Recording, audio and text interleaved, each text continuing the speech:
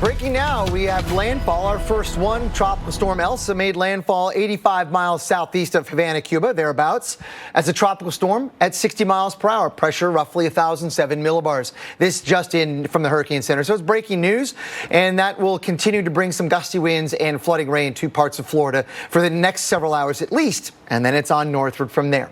Here's the latest advisory, 60 miles per hour in the wind speed, moving northwest at 14. Again, it's a lot slower.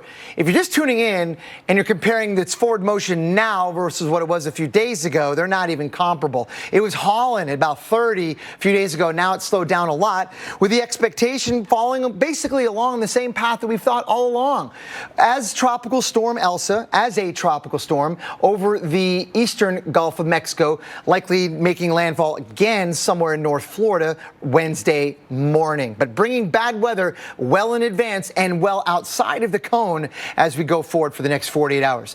There's roughly the latest position, and you can see a lot of the thunderstorm and bad squally weather is along and to the east of where the center is right now. Keep that in mind. I do believe that may indeed continue to be the case going forward. So that brings up east side of Florida as well for some significant impacts.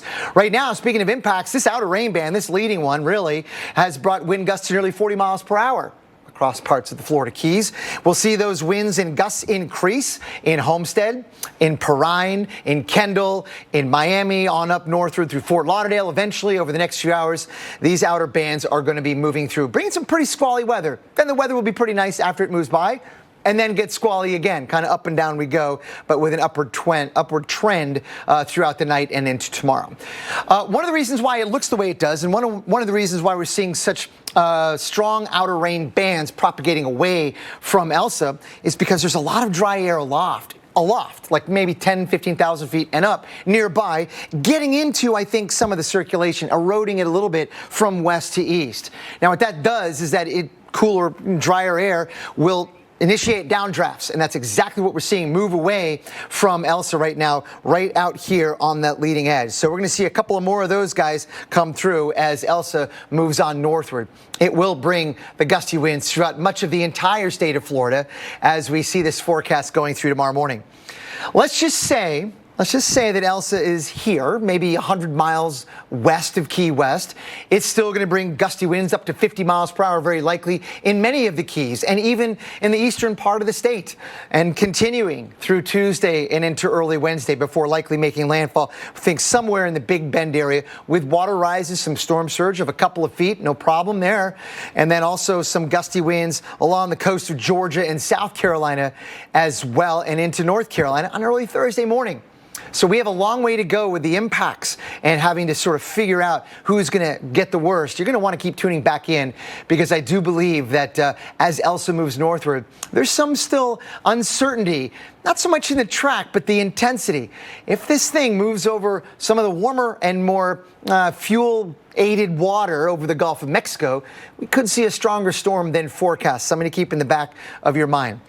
Regardless, storm surge watches have been posted here for parts of the western side of Florida, and that does go all the way to many areas north of Suwannee River. So this is going to bring some water rises, Chris, as one of the many hazards that we would likely see with the nearby proximity of Elsa. All right, thank you, Dr. Postel. Here's what we know so far at this hour. Monroe County, Florida Emergency Management advising residents and visitors who are in campgrounds, RVs, and mobile homes to either leave the Florida Keys by sunset tonight or prepare to shelter in place in a safe structure through the duration of the storm. Hernando County has declared a state of emergency and issued voluntary evacuation orders for Coastal Zone A, mobile homes, and low-lying flood-prone areas. Hardee County School District will be closed tomorrow. Sandbag locations are now open in Citrus County. And in Key West, Florida, is where we find meteorologist Mike Seidel. Hello, Mike. Hey, Chris, back here in Key West where the wind is nice and fresh. Nice to have a breeze with these heat indices the past couple of days being in the triple digits. The wind running at about 15 to 18 miles an hour, east-southeast. and that's bringing the rain and the squalls into the Keys. But look on the radar. The real action has been up the Overseas Highway towards Marathon, Isle Morada, Tavernier, and Key Largo. We've had wind gusts in Marathon to 38 miles an hour. Here we've gusted to 24.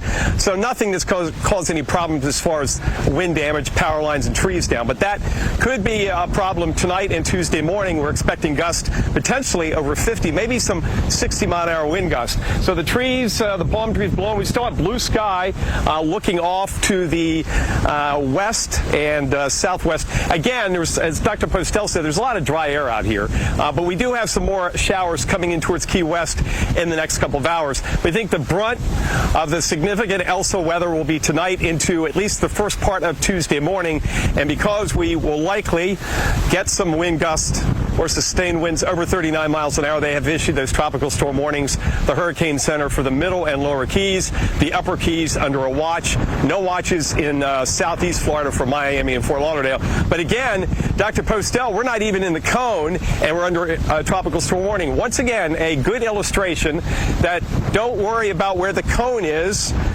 Listen to the Weather Channel and find out how far the impacts go. It's all dependent on the particular storm, but with this storm, we're not in the cone, but we're in a warning, and we're going to get some pretty hefty wind gusts tonight and tomorrow morning.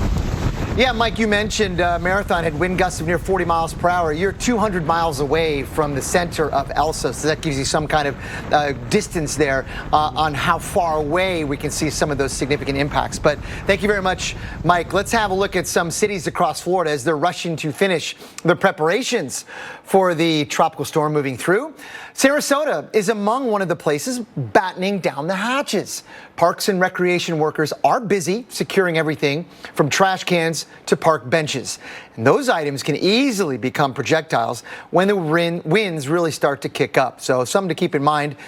Might as well do that in many other locations. They're preparing for it, but all up and down the Florida peninsula and even in the Georgia coastal sections. We're going to get some gusty winds. You might as well bring in the trash cans and secure some of those outside items that you don't want to go flying in winds of 40 to 50 miles per hour. So this is what we've got now moving through. Mike was just talking about the weather right now in Key West. Really not that bad. They had that rain squall move through, gusty winds. Now that has moved on by, the weather's improved. That's just going to work. It's going to go up and down. You're going to get these gusts coming in. You may see gusts up to 40. And then the weather will get better. But then we'll see another one and then another one as Elsa approaches. How about farther to the north? Just to the west of Fort Myers, there's an angry cluster of thunderstorms. It may be falling apart a little bit, but you can see it flared up real quick. You got a lot of cloud ground lightning and some gusty winds. Now it's becoming an outflow dominant situation, where in other words, there's a lot of gusty winds moving away from it. And I do suspect that those showers may fall apart in the next couple of hours, but leave behind them some gusty winds that'll continue moving northwestward, perhaps getting even to Sarasota. We'll watch that carefully. Now, how about the rainfall forecast? This is always a head scratcher for me because it's very difficult to forecast tropical convection. In other words, thunderstorms. I mean, how do we know exactly where they're going to be or how intense they're going to be? We don't, but we're giving a good guess here that there'll be likely some spots that get 3 to 5 inches of rain over the next couple of days. It's not going to happen all at once, but as Elsa basically moves along a path like that, remember, a lot of the heavy rain right now is way east of where the center is by hundreds of miles. So we're likely going to see significant rain throughout the entire state of Florida, or mostly anyway, and that will extend northward into Georgia and South Carolina eventually. Now, the severe weather threat today, we don't have any warnings out now, but with some of those outer rain bands, maybe not the one that's out there now, but there'll be more coming in, and those could produce severe weather, maybe some wind gusts up to 50 miles per hour, but more importantly, I think, some water spouts and the possibility of some brief tornadoes. We have to be careful of that, so have your way to hear the warnings or access the warnings so you can find your safe spot, because sometimes with these close approaches of tropical systems and indeed the landfalls, we do get tornadoes, and that's certainly in the forecast for parts of Florida today and even tomorrow, and perhaps even into Wednesday as well. There's Elsa moving parallel to Florida. Maybe not even making landfall until Wednesday morning, Chris, but you know where it does and near where that center crosses the coast, we could see significant water rises associated with storm surge of at least several feet.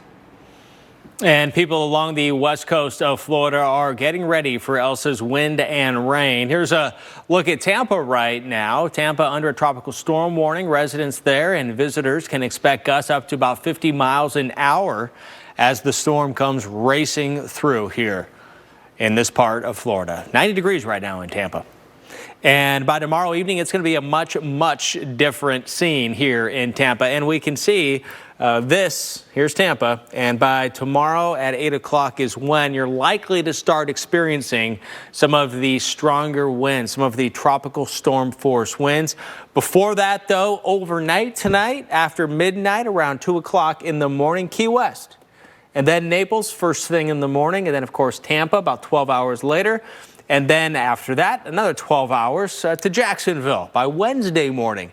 Here's another way to look at similar information here with the purple and the red colors showing winds 35 to even up to 55 miles an hour. Could see even gusts closer to 60. As Dr. Postel's been talking about, there is a chance that this could get even stronger than some of the forecasts are showing. Here's 50 to 60 mile an hour winds still going here. These are gusts at 4 o'clock in the morning in Key West as things start to go downhill even more in Naples by lunchtime tomorrow. 50 to 60 mile an hour wind gusts can be anticipated. Here's 7 o'clock tomorrow evening as well in Tampa, Fort Myers, and Naples, all seeing some pretty strong tropical storm force wind gusts continuing here. And it's not going to be a picnic at the beach either along the East Coast with these winds up to 20 to 30 miles an hour at times here. And the threat for the water rise could see some areas get 4 feet of water rise, which might not sound a lot to you, but it's rather significant when you're right around sea level. And it is vital, of course, to understand your home's vulnerability to tropical weather. And having a family plan before it approaches is very important. Meteorologist Mark Elliott has a checklist of things to do before a storm. Tropical storms can create conditions that threaten your safety. If your area may be affected by a tropical storm, it's time to take action. Stay informed. Media outlets provide valuable information about what types of emergencies can occur and the best way for you to respond. Follow the instructions issued by your local authorities. If ordered to evacuate, leave when told to do so. During the peak of the storm, it's critical that you stay away from doors and windows. Broken glass and flying debris can cause serious injury or death. Flooding can be the greatest threat from tropical storms, so follow the rainfall forecast and never drive into flooded streets. Staying informed and having a plan will help keep you and your family safe. Well, Florida residents need to prepare now for Elsa's arrival. Here's a live look at Orlando. While Orlando may not be in Elsa's cone, we should still prepare for some pretty strong and gusty winds with heavy rain, even though Elsa, the center of it, may be hundreds of miles away. Heads up, bad weather is on the way. And how about Jacksonville? Elsa is expected to cut across the state and still pack some pretty strong winds when it reaches Florida's first coast. We could see wind gusts of up to 30 miles per hour, maybe even higher than that, right along the region. Amelia Island, Florida, Ponte Vedra Beach, Jax Beach, maybe Tybee Island, Georgia as well. Speaking of Georgia, how about this? We've got a tropical storm watch out for parts of southern Georgia. I do believe there will be more tropical storm watches yet to come, perhaps maybe across parts of the southeastern part of the state. So something to watch carefully as we move Elsa on northward. And you can see its outer edge right now moving northward across South Florida. Here's a bunch of thunderstorms here that just flared up that are no doubt producing gusty winds in excess of 30 miles per hour. I don't have the observations, but based on what we've seen with some of the other similar showers and storms through the region, expect that kind of weather with this as it moves toward the northwest through Fort Myers, maybe even making it as far northwest as Sarasota and Tampa. Speaking of Tampa, let's have a look at some of the current conditions right now. The winds are not a factor. They're not really any different than they would be on a typical early July day, but they will get gusty as Elsa comes closer and closer. Let's start tonight and then go into tomorrow morning.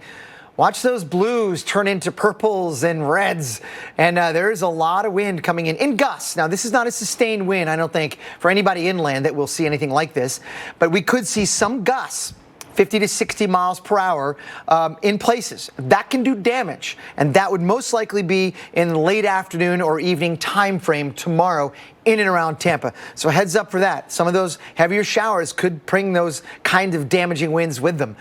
Good thing is that by Wednesday morning, everything clears out, well, for the most part, and the winds relax by a lot. So that's good news there. Amount of rain, again, these are good estimates, but not perfect ones. So do expect at least several inches of rain across west central Florida, 2 to 3 inches, maybe locally higher than 3 or 4, depending on the showers and storms and how they move on. Now, how about farther north? North Florida. Few inches of rain, no problem, easy, 2 to 3 in spots. Again, locally higher amounts, do expect that. So this is going to bring some weather and some rain and wind all across Florida, including North Florida and including eventually Georgia. Stay tuned for all the live coverage. We got it for you here on the Weather Channel. Shark Week is back. You guys see that? She did. Boom. Did you bring your chainsaw? What? This has never been done in shark science. Get ready Froggy! Oh my God! for the most epic Shark Week of all time. Shark Week, the real summer blockbuster. Stream Shark Week anytime on Discovery Plus. Hi, folks. Joe Namath here, and if you're on Medicare, this is important. You're now entitled to eliminate copays and get dental care, dentures, eyeglasses, prescription coverage, in-home aids, unlimited transportation, and home-delivered meals, all at no additional cost. Plus, your zip code may have coverage with the Give Back benefit that adds money back to your Social Security check every month. I call to get dental, transportation, meals, and the Give Back benefit. With this virus situation, I called to get everything I'm entitled to. I couldn't believe I was missing out on so many benefits. With the uncertainty of the virus, you need to get everything you're entitled to. Millions of people have trusted the Medicare Coverage Helpline. You can too. Call now. It's free. Call 1-800-346-4800. That's 1-800-346-4800 now. We don't follow the herd. Never have, never will. Because those who build the future aren't found in a pack. They forge the way forward on a path of their own. And just when you think the dust has settled, we're here to kick it right back up again. The all-new, all-electric 2021 Mustang Mach-E is here.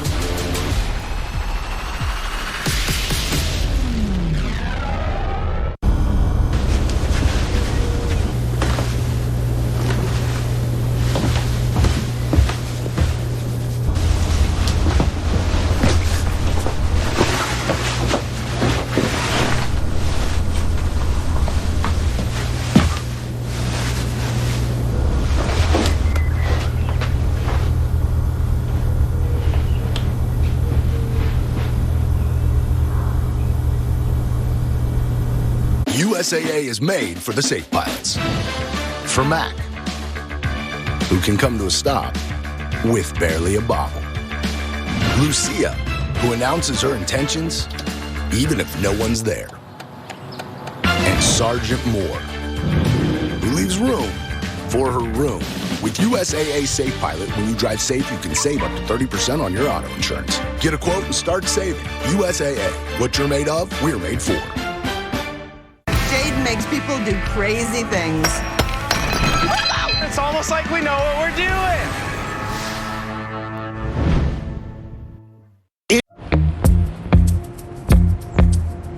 Dry eye symptoms keep driving you crazy?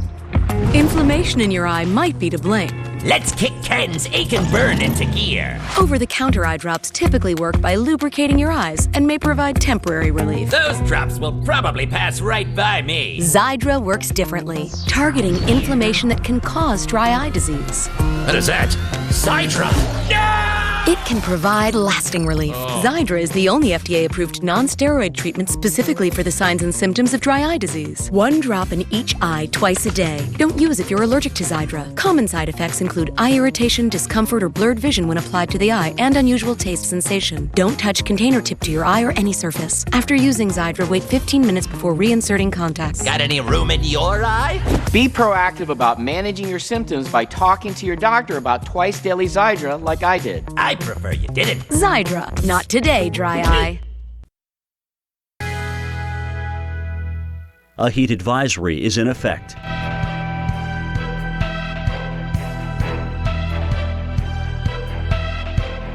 Currently in our area, 79 degrees under fair skies.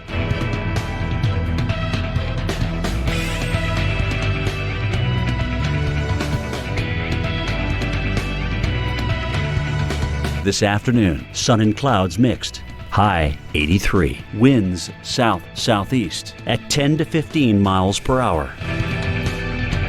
Tonight, mainly clear skies. Low 74. Tuesday, intervals of clouds and sunshine. A stray shower or thunderstorm is possible. High 95. Here's our 7-day outlook.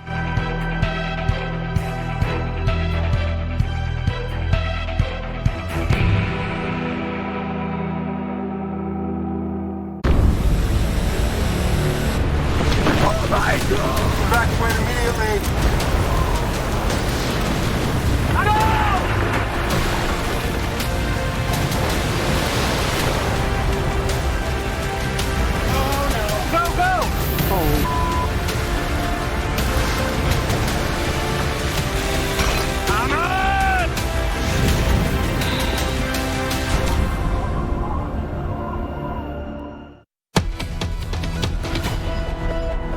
Breaking right now, Tropical Storm Elsa has made a landfall 85 miles southeast of Havana, Cuba, on the island of Cuba here. Tropical storm was its strength with a 60-mile-per-hour sustained wind. And the pressure at 1007 millibars, again, happening today and happening just a little while ago, 2 o'clock Eastern time. So at the top of this past hour. And this storm is still going to be moving over the island. It is now, and it will continue to do so before re-emerging over some warm water south of Key West, and then eventually move past Key West, but bring some very heavy rain, some gusty winds to Key West, and then eventually on up to around Naples. And even if it's offshore, remember, some of the worst of the weather is going to be to the right of the storm. So it's going to be a much different scene real soon here in Naples, Florida. It's hot right now in 92. The first outer bands of Tropical Storm Elsa coming through at least some of the clouds seen in South Florida this morning. While Miami is out of the storm's cone, much of South Florida will still have the strong winds and the heavy rain. These outer bands will increase throughout the day today, bringing strong winds and some gusty conditions with the torrential rainfall at times as well. Meanwhile, rescue crews have resumed the search in Surfside, Florida, after the rest of the Champlain Towers South condominium was demolished last night. 27 bodies have been identified so far, and 118 people remain missing. As the Weather Channel's Justin Michaels tells us, officials wanted to get the building down in advance of Tropical Storm Elsa.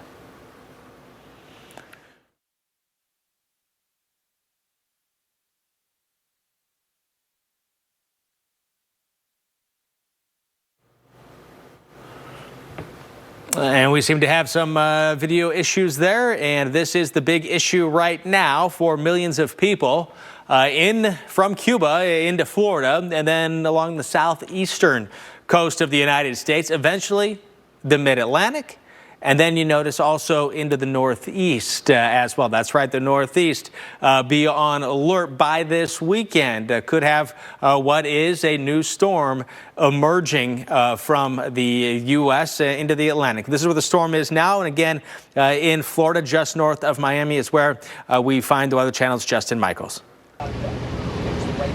At this hour, the search continues for those more than 120 people who are missing after the Champlain Towers collapsed now 11 days ago. It was last night around 10:30 they brought down the remaining part of that building. And not too long after that, the search resumed for those people who are still missing. Let's talk to somebody who's part of that search effort. Iggy Carroll. Iggy, we appreciate you. Urban Search and Rescue, Task Force number 2.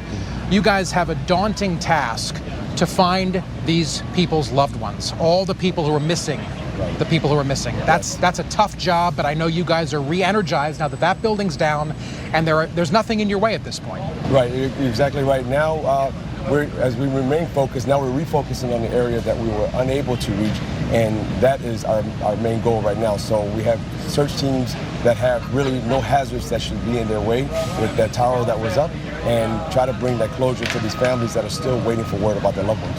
And we understand that this is still a search and rescue operation, not a recovery operation. The mayor here in Surfside said that terminology is not going to change until each one of those people is found. Is that your understanding as well? That is what's driving everyone that is out here right now, is to continue to search, to bring closure, and we will continue to do that until every stone is unturned.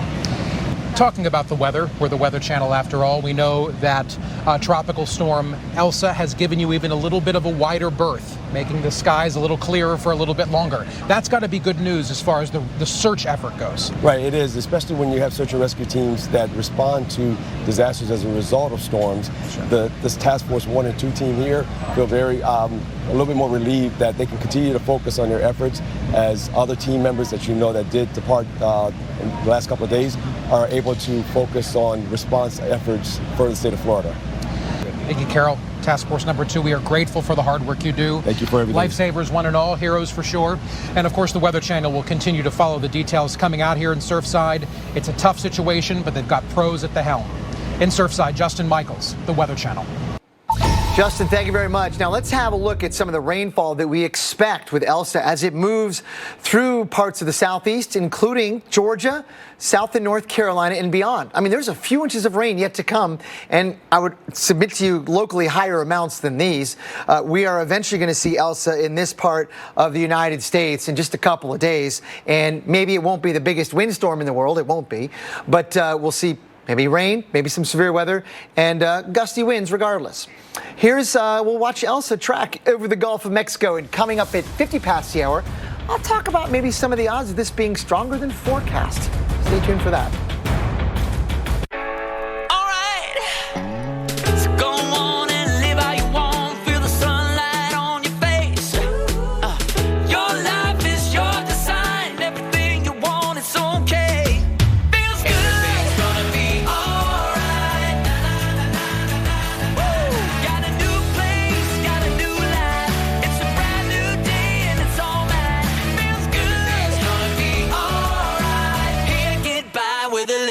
Smile.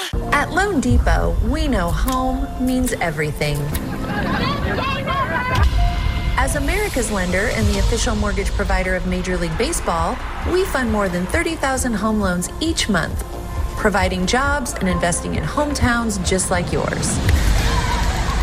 So no matter if you're taking your little angels to see the Angels, or if you're watching the first pitch at Loan Depot Park or anywhere in between, Team Loan Depot is by your side. We're at the ballpark, across the nation, and just down the street, saving you money and providing mortgage solutions that are personalized, convenient, and fast. And tailored to the most important home team of all, yours. Give us a call at 844-751-LOAN or visit us online today. Loan Depot. Home purchase, home refinance, and the official mortgage provider of Major League Baseball. Hi, I'm Jimmy J.J. Walker. If you're on Medicare, listen to this. I called the 1-800 number to see what extra Medicare benefits I could get.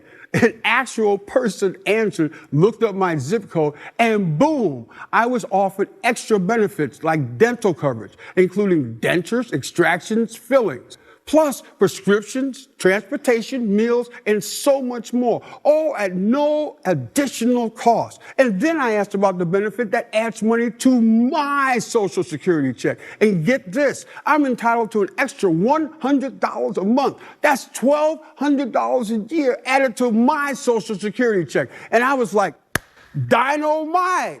Call the 1-800 number on the screen and see what you may be entitled to. Call now. It's free. Call 1-800-510-0241. That's 1-800-510-0241 now. This shot is our shot. The COVID-19 vaccines are ready. And so is Walgreens. With pharmacists who you know you. So when you're ready, they'll be ready to give it to you safely for free. This is our shot at bringing our communities back together, providing healing, not just for some, but for all. This is our shot. This is our shot. This is our shot.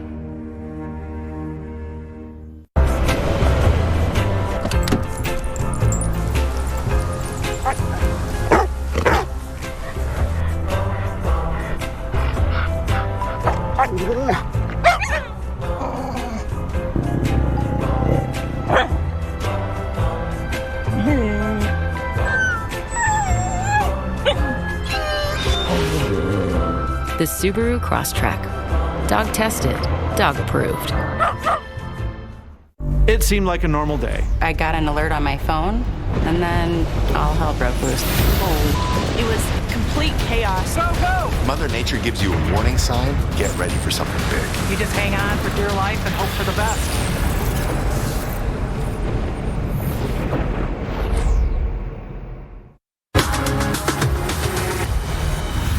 People on Florida's west coast getting ready for Tropical Storm Elsa. Cars lined up in Tampa, people filling sandbags as well. Ahead of the storm, free sandbags are available until 7 p.m. in the city of Tampa and until 8 o'clock p.m. at sites in Hillsborough County. Tropical Storm Elsa closing in on Cuba and the Florida Peninsula. And here's what we know right now. Power Outage US says nearly 9,000 customers are without electricity in Puerto Rico. In Florida, Pinellas County schools and district offices will be closed tomorrow and Wednesday. Sandbag pickups are open today in Tampa and Hillsborough County, and sandbags will be available beginning tomorrow morning at 9 o'clock in St. Pete. All right, with the latest on this storm, let's go to hurricane expert, storm specialist, Dr. Greg Postel. Dr. Postel, has anything surprised you over the past day or so? Not yet, no. Actually, a couple of days ago, yes, when it moved through parts of the Eastern Caribbean, it was a bit stronger than I thought. But for now, what I thought was going to happen yesterday till now, it's pretty much as expected, and not just by me, by lots of folks, including the great forecasters at the Hurricane Center. This is sort of behaving as it's was thought it was going to, and we are watching now a 60-mile-per-hour tropical storm inland now over parts of Cuba. So it's not going to get stronger in the next 12 hours or so. In fact, it probably will weaken a little bit before it once again comes back out over water. Then it will be someone to watch more closely, in particular, with its opportunity to strengthen at least a little bit. The official forecast from the Hurricane Center has been really steady state. Steady she goes. 65-mile-per-hour tropical storm rolling northward across the eastern Gulf of Mexico, bringing lots of bad weather to most, if not all, of Florida and northward from there. But I know this number hasn't changed much, but there is scenarios where it gets stronger than that. Right now, the center is inland, but a lot of the convection or bad weather is on the right side or east side of the circulation, extending out hundreds of miles. So keep that in mind. You don't want to necessarily focus on the center. You've heard that over 1 billion times, but yet this is yet another example. And how about this? 200 to 250 miles away from Elsa, we're seeing some squally weather move through the Florida Keys and parts of South Florida, where we've seen wind gusts of nearly 40 miles per hour in Marathon Key. And there's special marine warnings and special advisories out from the National Weather Service for the possibility of 40-mile-per-hour wind gusts with any one of these showers and maybe some funnel clouds and or water spouts. So the weather's getting worse over southern Florida, and it's squally and just generally uncomfortable across the region at times. But one of the reasons why we're seeing the asymmetry here in the storm structure is because there's a bit of wind shear aloft, a little bit, not much, but it's allowing some dry air to get into it and sort of cutting off the edge. I think in part we're seeing a lot of outflow emanate from Elsa, meaning some gusty winds and some showers moving way out away from the center. That's part of what we're seeing in South Florida right now. And some of that is that sort of outpouring of air at low altitudes as the dry air gets ingested into some of those taller storm clouds and then gets vomited out or spit out across the region. And that's what we're seeing across parts of South Florida. Here we go with Elsa's forecast. This is the last graphic I'm going to show you here, but you can see that by tomorrow night, it will be due west of Tampa. We don't know how close. You're going to want to stay attention to it, but it likely makes landfall in Florida, western Florida, on Wednesday morning. Again, with opportunity for it to get stronger than forecast. Mike, I'm going to send it back to you in Key West. Good afternoon, Dr. Postel from Key West. We had one squall earlier, and now it's just cloudy and breezy, so quite an edge off the heat we've had in recent days without the sunshine. Our winds are sustained at the airport southeast at 17 miles an hour, so a fresh breeze coming across the Florida Straits.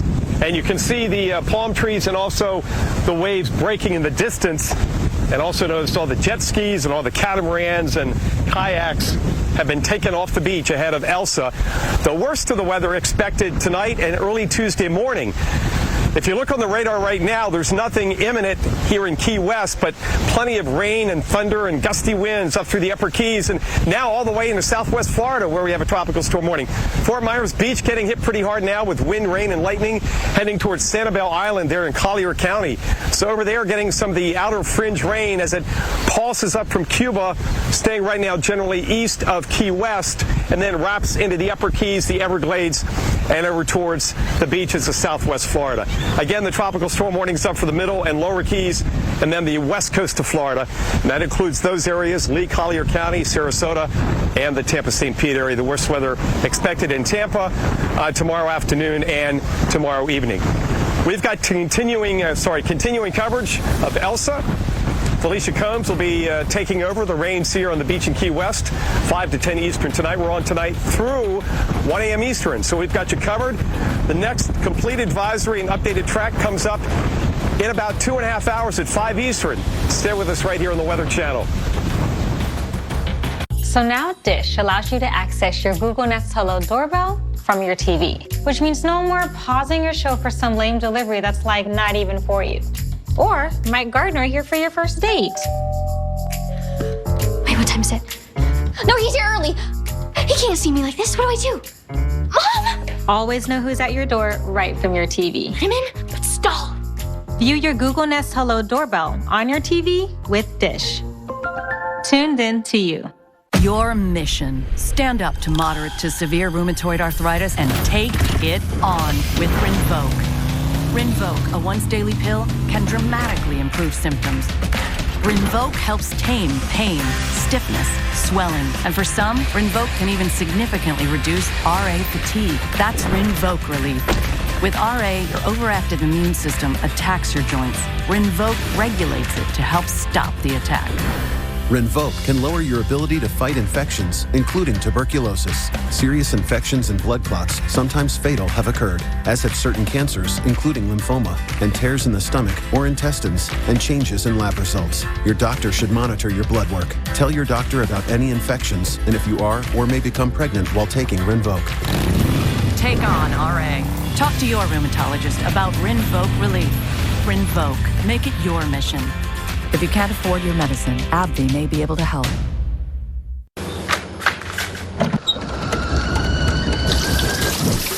I'm a member of American Home Shield, which means this faucet may be freaking out, but I'm not.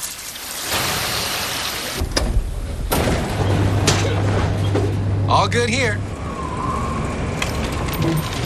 Something's wrong with my AC. It's blowing pretty hard and it won't turn off. Luckily, I'm a member of American Home Shield.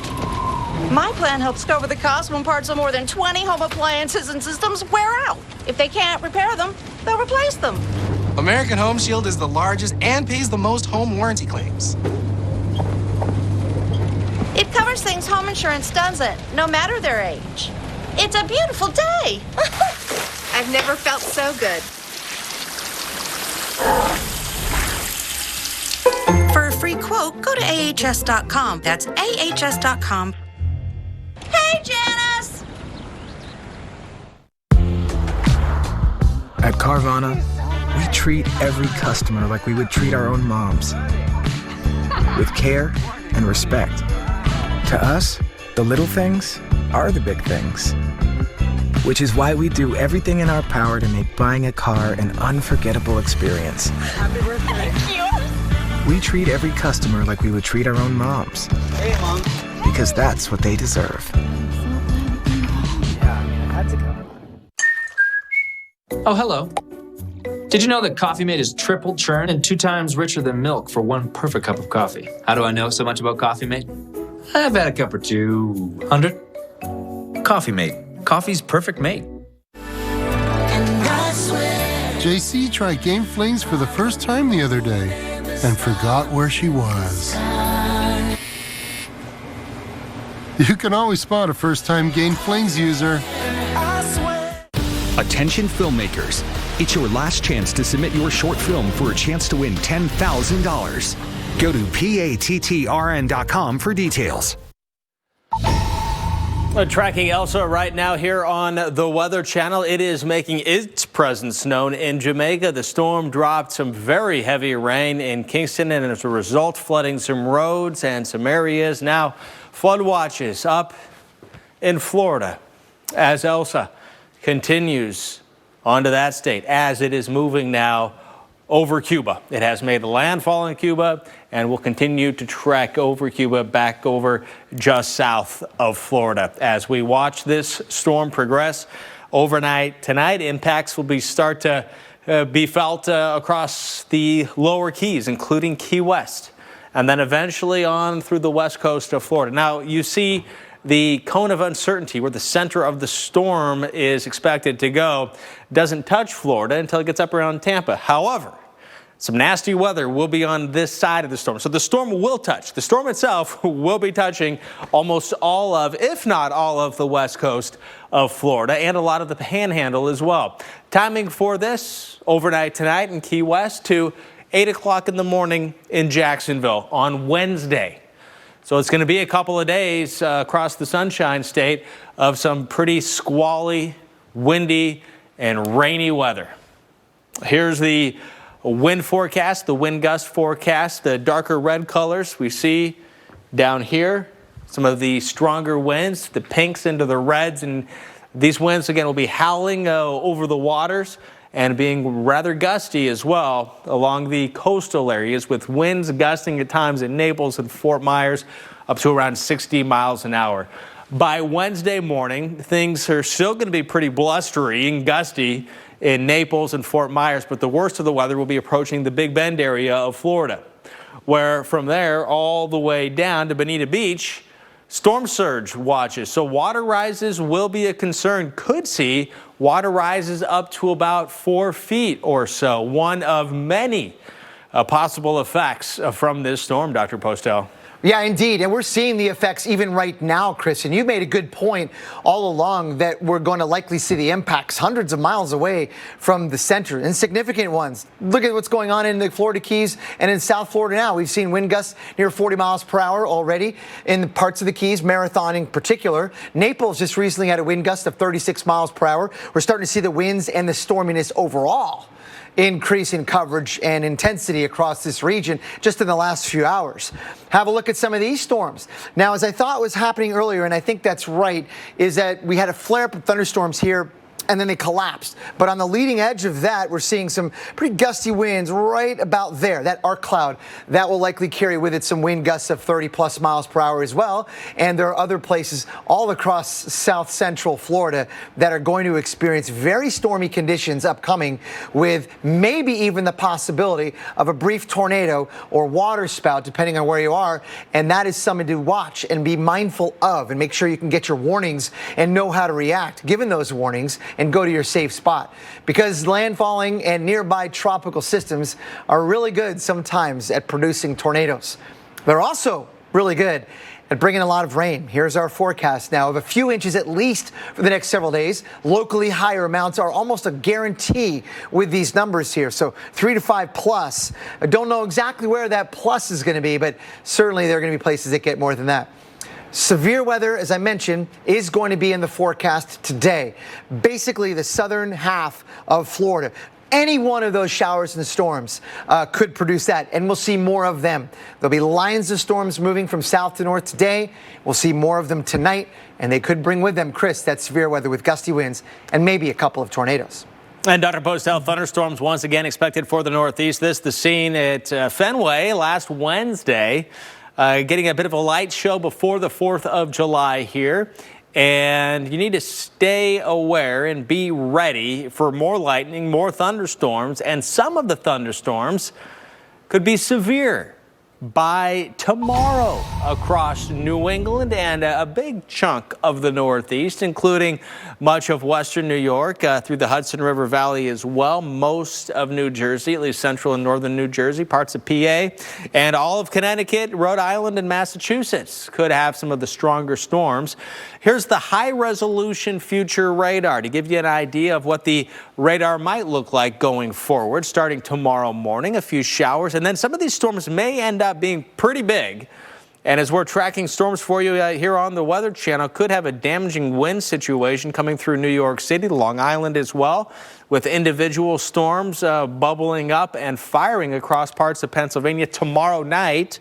Now going into Wednesday, and as this weather system continues to move and progress, we'll see another round for areas of mainly inland northeast locations, including pretty much all of upstate New York, parts of Vermont, and portions of Pennsylvania. So picking it up again, here is now Wednesday evening, and while we might not see some of the strongest storms, we could still have some decent ones in Massachusetts, Connecticut, also maybe around the Capital District, the Finger Lakes, with more thunderstorms developing really from Michigan to Maryland. Pretty scattered in nature, so not everyone's going to get rain or thunderstorms, but just be on alert because for the Mid-Atlantic and Northeast, storms are on the way. And of course, here on the Weather Channel, more coverage of Elsa on the way. When you buy this tea at Walmart can buy more tea from Milo's. Milo's can create new jobs. Jobs for people like James and Lacey and me. Me, I love my work. Family here and home is my life. Life is better for us because of a job. A job created when you buy this tea at Walmart. I got love. I got love. I got love. It's time for Sleep Number's lowest prices of the season on the Sleep Number 360 smart bed. It's the most comfortable, body sensing, automatically responding, energy building, dually adjustable, dad powering, wellness boosting, foot warming, temperature balancing, recovery assisting, effortlessly life-changing, proven quality night's sleep we've ever made. The new Queen Sleep Number 360 C2 smart bed is only $8.99, plus 0% interest for 36 months and free premium delivery when you add a base. Ends Monday. This is what 30 minutes of boot camp tastes like. Come on, Peloton. Let it flow. Reach all the way up. Check your vibe. It's time to grind, Peloton. Let's turn it up. Come on. What's up, hustlers? Welcome to Peloton Outdoor. Let's get jogging. Find your rhythm, baby. 1, 2, 1, 2. So many Peloton newbies on the leaderboard today. Welcome to the family. The Peloton bike starting at $49 a month. All access membership separate. Got bugs in your house? Stop using traditional insecticides to get rid of them. Get Zevo, the bioselective insecticide. It targets and shuts down biological pathways found in insects, not in people or pets. That's what makes Zevo so deadly for bugs, plus safe to use around people and pets. They've got evolution on their side, but you've got Zevo, way smarter than bugs. Now at Walmart, Target, and Home Depot. Cover it up. That's what I did when I started losing my hair. But then I realized I could actually do something. Now I use Keeps, the easiest way to keep my hair. And it only costs $1 a day, which means no more covering up. Get started at Keeps.com. Take a piece of chocolate if you're the tallest. Take a piece of chocolate if you're better at eating your vegetables. Take a piece of chocolate if you love sharing.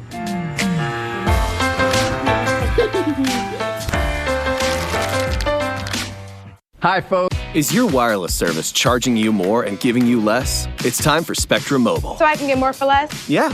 In fact, most customers who switch save up to 40% on their wireless bill. Get unlimited talk and text with the fastest overall speeds and the most reliable coast-to-coast coverage. Switch to Spectrum Mobile with plans starting at $14 a gig. Call 844-878-0004. How many lines do I have to get for those savings? It's up to you. With Spectrum Mobile, you get the best price on every line. Plus, mix and match data plans to meet your needs. Guess it's no wonder millions of customers have already switched. Get Spectrum Mobile with plans starting at $14 a gig. Call 844-878-0004. So what's the catch? I bet it's fees. No, with Spectrum Mobile, there are no hidden fees, no added taxes, and no contracts. Don't wait. Switching is easy. Awesome. Amazing. Nice. Get Spectrum Mobile today with plans starting at $14 a gig. Call 844-878-0004 or visit a Spectrum store near you.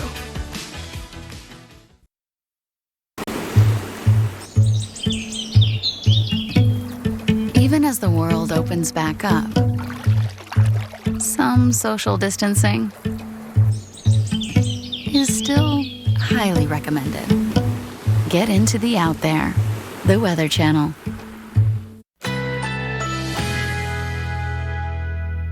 A heat advisory is in effect.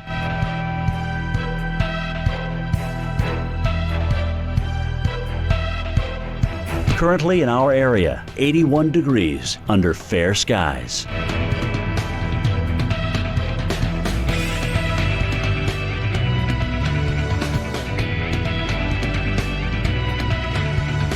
This afternoon, sun and clouds mixed. High 83. Winds south-southeast at 10 to 15 miles per hour. Tonight, mainly clear skies. Low 74.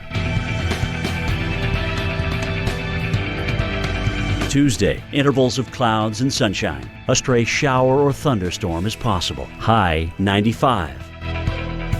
Here's our 7-day outlook.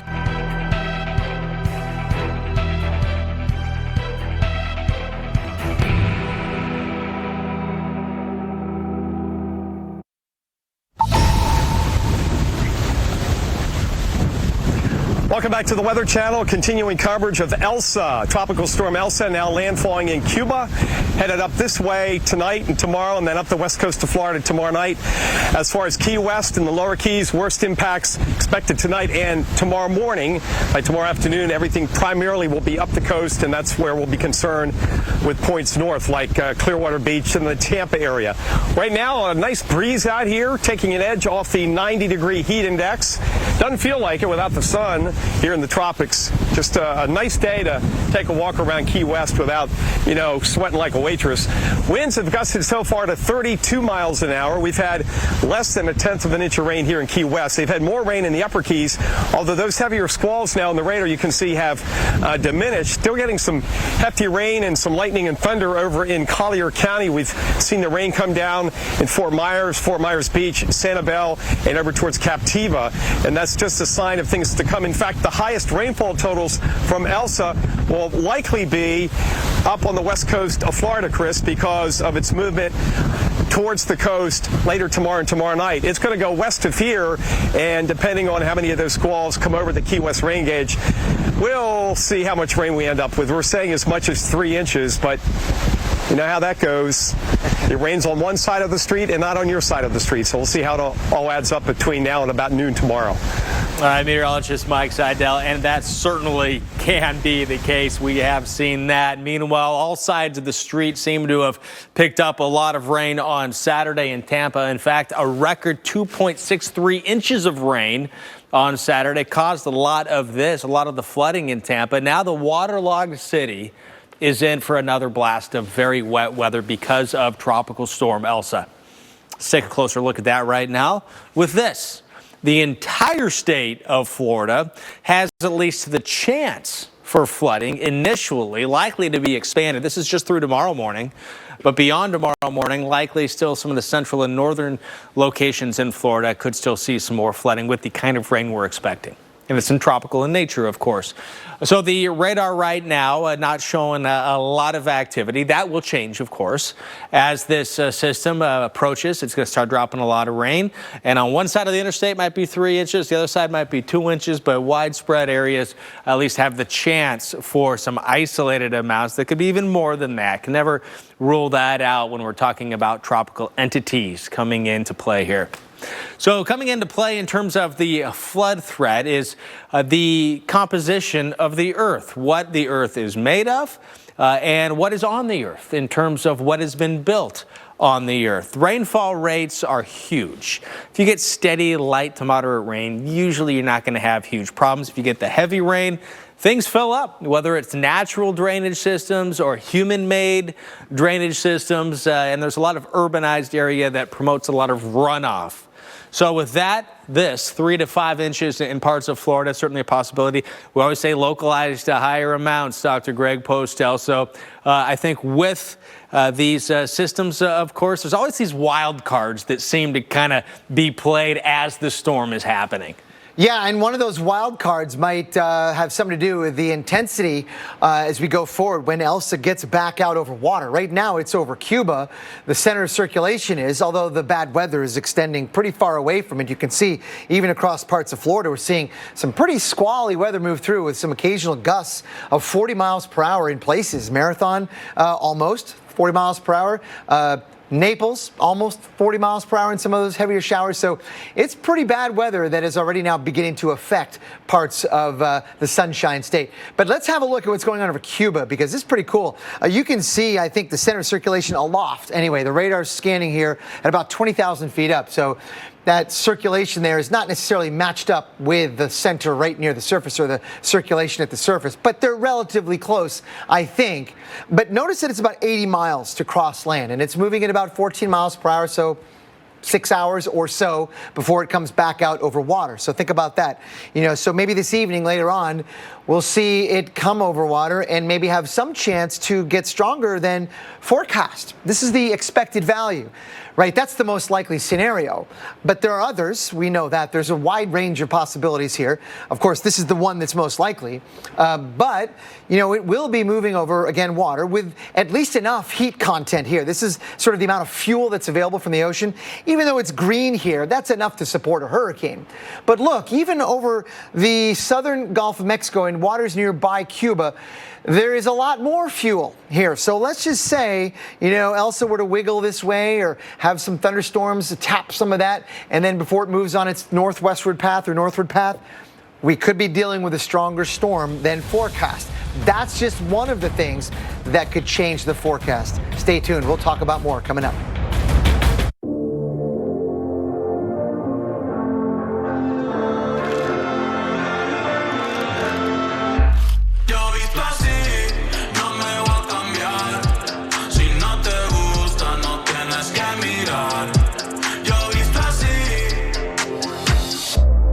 En la vida tú puedes dejar las cosas just like they are, or you can choose to dejar huella. That it's a Cheetos thing. Of course the AC dies in the middle of summer. Luckily, we're members of American Home Shield. American Home Shield provides home service plans that help cover the costs when parts of more than 20 home systems and appliances wear out, like our AC just did. And if they can't repair it, they'll replace it. This is totally fine. I don't have to worry about finding someone to fix my fridge. I can just stick to making breakfast. American Home Shield has flexible plans to fit your budget and needs.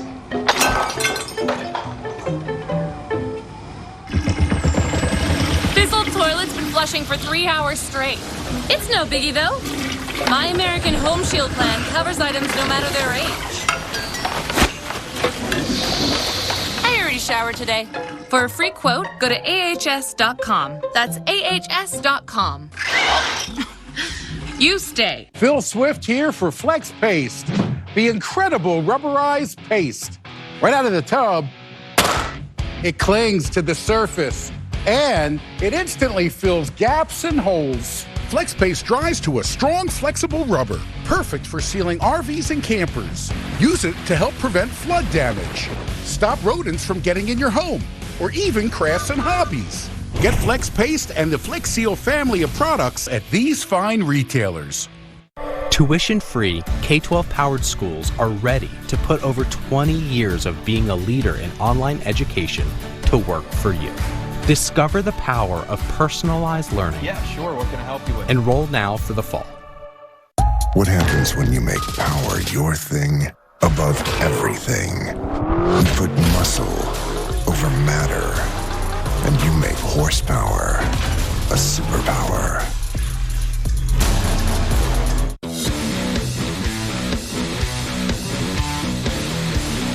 Introducing the latest advancements in copper compression garments. CopperFit Pro, now with targeted kinesiology compression bands designed to pinpoint and relieve muscle and joint soreness. Kinesiology compression bands are strategically patterned in the garment to target known pain center pressure points and aid in recovery and performance. Purchase your CopperFit Pro series at Dick's Sporting Goods. Publishers Clearinghouse is all across America. August 31st, you could win $5 grand a week for life. It's me. Enter now at PCH.com. $5 grand a week for life. Enter now at PCH.com. Superhammer just about sleeps in her cape. But when we realized she was battling sensitive skin, we switched to Tide Hygienic Clean Free. It's gentle on her skin and out-cleans our old free detergent. Tide Hygienic Clean Free. Hypoallergenic and safe for sensitive skin.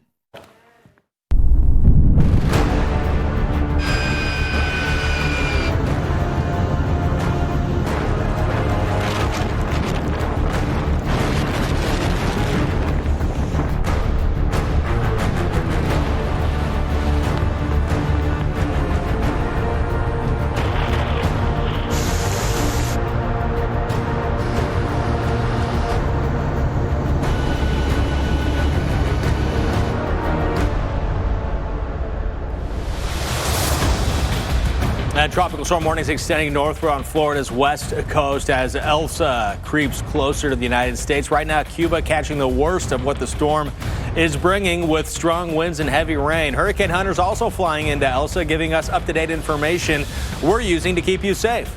This storm will have far-reaching impacts from Florida up into the mid-Atlantic and possibly into the Northeast and late week into the weekend. We have live team coverage. Meteorologist Mike Seidel in Key West, Florida, where wind and storm surge a big concern. Plus, Justin Michaels in Miami, where Elsa's outer bands could hamper search and rescue efforts following the condo collapse in nearby Surfside. But we begin with hurricane expert and storm specialist Dr. Greg Postel with a look at this storm, which has now made landfall on Cuba. And Dr. Postel, how's Cuba gonna factor into the storm's development here? Well, we're probably going to see some weakening over the next 6 to 8 hours as it tracks across Cuba, but then it will reemerge, Elsa will, over the southern Gulf of Mexico, back out over water, and they're not all signs pointing toward it getting back some of the strength that it lost, but there are some, so we got to pay attention to this very carefully. Right now, it's a 60-mile-per-hour tropical storm. Again, it has made landfall a couple of hours ago over the southern coast of Cuba, now is moving through the region, bringing, of course, very gusty winds and extremely heavy rain as well. The cone hasn't shifted really in days. This is a testimony to the great forecasting work done by the National Hurricane Center. We've kind of known all along that it was going to move like this, and it's still probably going to move like this. And the intensity kept at a tropical storm level, high 60-mile-per-hour, 65-mile-per-hour tropical storm. That's the official forecast. But keep in mind, that's the most likely scenario. There are lots of other scenarios, too, that are not as likely, but still possible, that it could get stronger even than that. So we'll be watching that very carefully. Right now, as I mentioned, the center is very likely just inland a little bit, and a lot of the thunderstorm activity is on the right or eastern side of this. And this thing looks like if you backed out on this picture, it looks like a skinny little S. It's kind of elongated in the north-south direction. There is definitely some wind shear that is affecting it right now, and it's extending some of its influence far and wide. I mean, well, I should at least say far and north. Look at what's happening over southern Florida. We're seeing some squally weather move through. through. There are gusts of 40 miles per hour and the possibility of some severe weather with maybe some tornadoes and funnel clouds and waterspouts today across the region, with any one of these showers moving through. Right now, overall, the weather in between the showers is perfectly fine. There's barely any wind. But once you get some of those heavier squalls over you, yeah, it's pretty nasty. I mean, you can get wind gusts of 40. You could even see some damage with some of that kind of wind. So we'll have to monitor that carefully. One of the reasons why it looks the way it does in this sort of elongated, as I mentioned, north-south direction is because there's a bit of wind shear that's stretching out a little bit in that way and sort of limiting the outflow on its western edge. But also that wind shear that's available, whatever little there is of it, is allowing some dry air to get into the interior of the storm overall. And so we're seeing a lot of thunderstorms collapse along certain parts of the circulation overall. And when those storms collapse, they spew out much cooler and drier air, and we're seeing some of that evidence on the satellite pictures with these gust fronts and little squall lines that are propagating way away from where the center of Elsa is. But there's the center of Elsa now. And let's track it as we go through the evening hours. Probably tomorrow morning, it's west of Key West. Exactly how far, we don't know, but it will likely bring pretty bad weather to many of the Keys, including areas in South Florida as well, where we could see wind gusts over 50 miles per hour in some of the heavier squalls. And by late tomorrow night and early Wednesday, very early Wednesday morning, it may be on its closest approach to, let's say, Tampa and Sarasota and St. Pete. And it'll probably be the middle of it offshore. But it may be strengthening, maybe, and we will be dealing with still some very bad weather. Because remember, Chris, as we talked all along and showed you on the satellite pictures, that a lot of the bad weather is on the east side of it, and I have a feeling it's going to stay that way given some of the upper level parameters that we're watching over the next couple of days. And it's going to be spreading the influence not just to the east, but also northward into the Carolinas as well. By Thursday, Chris, it's a long way to go before we're done with this one. A long way indeed, Dr. Postel. And here's what we know so far. Monroe County, Florida Emergency Management advising residents and visitors who are in campgrounds, RVs, and mobile homes to either leave the Florida Keys by sunset tonight or prepare to shelter in place in a safe structure through the duration of the storm. Hernando County has declared a state of emergency and issued voluntary evacuation orders for Coastal Zone A, mobile homes, and low-lying flood-prone areas. Hardy County School District will be closed tomorrow. Sandbag locations are now open in Citrus County. And in Key West, Florida, is where we find meteorologist Mike Seidel. After some showers today, enjoying a hot with a breeze there in Key West. Hello to you, Mike. Hey, Chris, yeah, 84 now, the dew point 75, so the heat index is still 90, but the east-southeast wind now at the airport just down the road here, southeast, east-southeast, 20 miles an hour. So it's a pretty good stiff breeze, sustained at 20 miles an hour. Not a lot of gustiness right now. We had that squall earlier. And let me show you what it looked like. Photographer Chris Erickson set up the old time-lapse machine, the old Wayback Machine. Here he goes. We had the hot, sunny morning, and then it came in. And we had some rainfall, but not much. And we gusted up to 32 miles an hour so far. So, again, it was a quick hitter. It wasn't one of these squalls where it just horizontal rain and it lashes out you and you see palm fronds come down. It wasn't that strong. But right now, we're seeing some significant rainfall coming into South Florida, Dade County, Key Biscayne, South Beach, over to Homestead. There is a marine warning out until 3:30 for the offshore waters to the coast for boaters. We could get wind gusts over 40 miles an hour. That's all coming in. And that's going to hit parts of southern Dade County. So it goes to show you, not only in Key West, but in Miami and South Florida, none of us are in the cone. We're not even in the cone in Key West, but it gives you an illustration that you don't have to be in the cone to get the impacts. And being even still a couple hundred miles away, we're getting the wind and rain in South Florida and over on the southwest coast from Elsa. So we'll continue to watch Elsa as it crosses Cuba, see how much it does weaken, if it does. And then Dr. Postel, we get the worst of the weather, we think, tonight and tomorrow morning. Then it will move up the coast and get picked up by the westerlies tomorrow night and Wednesday. Yeah, that's exactly right, Mike. I love that video that you showed of the outer rain band moving in. It reminded me of a mid-latitude thunderstorm with its cool outflow moving through. Yeah, check this out.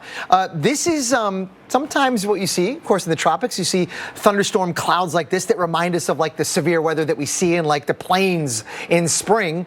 But there's a lot of dry air aloft, which is allowing these storms to look like this and to produce some very gusty winds right near the surface with the cooler outflow moving through and, of course, the very heavy rain. This is the kind of weather that we're going to see a lot of today in Florida. Let's have a look at the radar and satellite pictures that I got for you.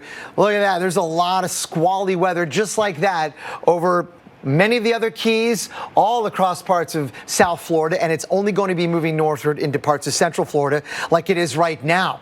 And you can see that we earlier had some thunderstorms just southwest of Fort Myers and Naples where we had a wind gust of almost 40 miles per hour. But notice how if you zoom in on this is the kind of thing that Mike just showed in his video where we had a sort of an outflow like that. Can you see the cloud moving away from it? Yeah, a lot of dry air aloft has been ingested into those storms, and then that cool dry air sort of fed downward and outward, and that is leading to those gusty winds that we're seeing in the region. Speaking of gusty winds and heavy rain, the heavy rain will also be pretty significant. We've got 3 to 5 inches plus. I think there's going to be locally higher amounts than that, given the amount of available water there is in the atmosphere. And we will see this tropical system, Elsa, move through in the next 24 to 48 hours. So there's lots of opportunity to see more than 5 inches in some localized spots. Severe weather also is going to be of a concern. We can see not only the gusty winds, and maybe some of those gusts get into that severe criteria, perhaps over 60 miles per hour, maybe later on tomorrow or tomorrow night, but we could also see a couple of tornadoes, especially with some of these outer bands. And that is something to consider also. Make sure you're able to hear any warnings that are issued by the National Weather Service. Don't have any now, but over the next couple of days, we probably will have a couple of tornado warnings at least, and certainly those could also be water spouts over the water. So it's just a volatile atmosphere, Chris, all across Florida that is going to be with us for a couple more days, moving from south to north and getting into Georgia and the South Carolinas by later in the week. And, of course, before that does come Florida and does come Tampa, where it's 93 degrees right now, and even that 6-mile-an-hour wind might not feel that much cooler than that 93. Tampa under a tropical storm warning. Residents should see gusts up to 50 miles an hour. At least that's the latest thinking. Things can and do change with tropical systems as it approaches. Here's the timing of when some of the tropical storm force winds are expected here. This is when to expect it. The likely arrival time. It's going to be an overnight deal tonight here in Key West.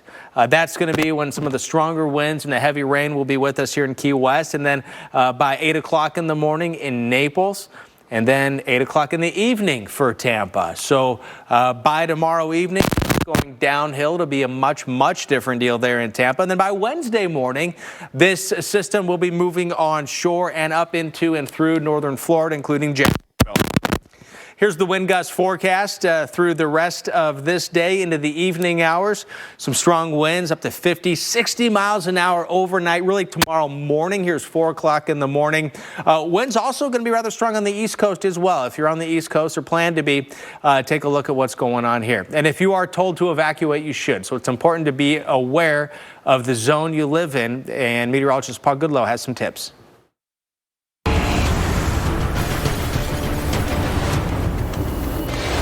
Hurricane evacuation saves countless lives each year.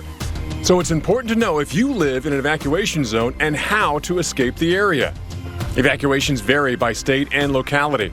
Some cities and counties provide maps so residents know their zone, but some areas don't make that determination in advance.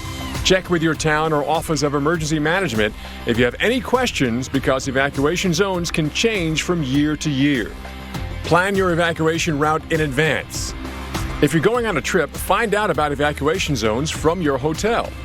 Listen for updates from local officials. And if you live in an evacuation zone, be ready to go immediately if orders come to get out of the area. Florida residents need to prepare now for Elsa's arrival. Here's a live look at Orlando. And Orlando may not be in Elsa's cone, but we're going to have some pretty strong winds and some heavy rain, so prepare for that. Well outside of the cone and way over 100 miles from the center of Elsa, wherever it moves. Now let's have a look at Jacksonville, Florida. Weather now looking pretty good, but Elsa is expected to cut across the state and pack some strong winds, even when it reaches the first coast of northeast Florida. We could see wind gusts over 30 miles per hour at times with some of the heavier rain showers moving through. I just got word we have a severe thunderstorm warning for Dade County until 4 o'clock. That is associated with this squally weather moving through 200 miles north of where the center is of Elsa, which, by the way, is over Cuba right now. So the center's over land, just inland, moved inland a few hours ago, but it is spreading the bad weather now northward across Florida. It has been doing that this all morning long and will continue to do that through the afternoon. It's not yet in the Tampa area, but it will get here. Winds right now are relatively benign. They're light, a few miles per hour, not any different than you would expect from an early July afternoon. But we will see some gusty showers and storms move through later on today and tonight, and the weather will then really get a lot worse as we head in towards tomorrow. You can see some of the winds. We think it'll be predominantly an east wind. So the shores that face the east will be problematic with some water rises, but the shores that face toward the west, toward the Gulf of Mexico, it'll be an offshore wind. That's good news there. But some of these gusts could exceed 60 miles per hour, and that can do some damage. With some of the heavier showers, I do expect to see some of those wind gusts in the 50 to 60 mile per hour range if the forecast holds. Now, if Elsa were to get a lot stronger, then we'd have to update the forecast. But that's the way it looks right now. Rainfall amounts isolated higher than this. 2 to 3 you're seeing pretty common, I think. And we'll see probably a couple of places seeing more than that. Same thing in North Florida. Along the I-10 corridor from Tallahassee through Lake City, Jacksonville, Gainesville, all the way into parts of even southern Georgia. How about that? Let's say Savannah or maybe Cumberland Island, Georgia, Tybee Island, and lots of other places in between. We are going to see a few inches of rain as we go forward through the next couple of days. So overall, the gusty winds continue to move northward. Here's a forecast beginning tonight, going into tomorrow morning. We're looking pretty good, I think, through much of the day along the I-10 corridor in North Florida, but it's going to get worse. You can see the winds, according to this model, increase to gusts over 30. And I think along the east coast of Florida and Georgia, we'll have gusts even stronger than that.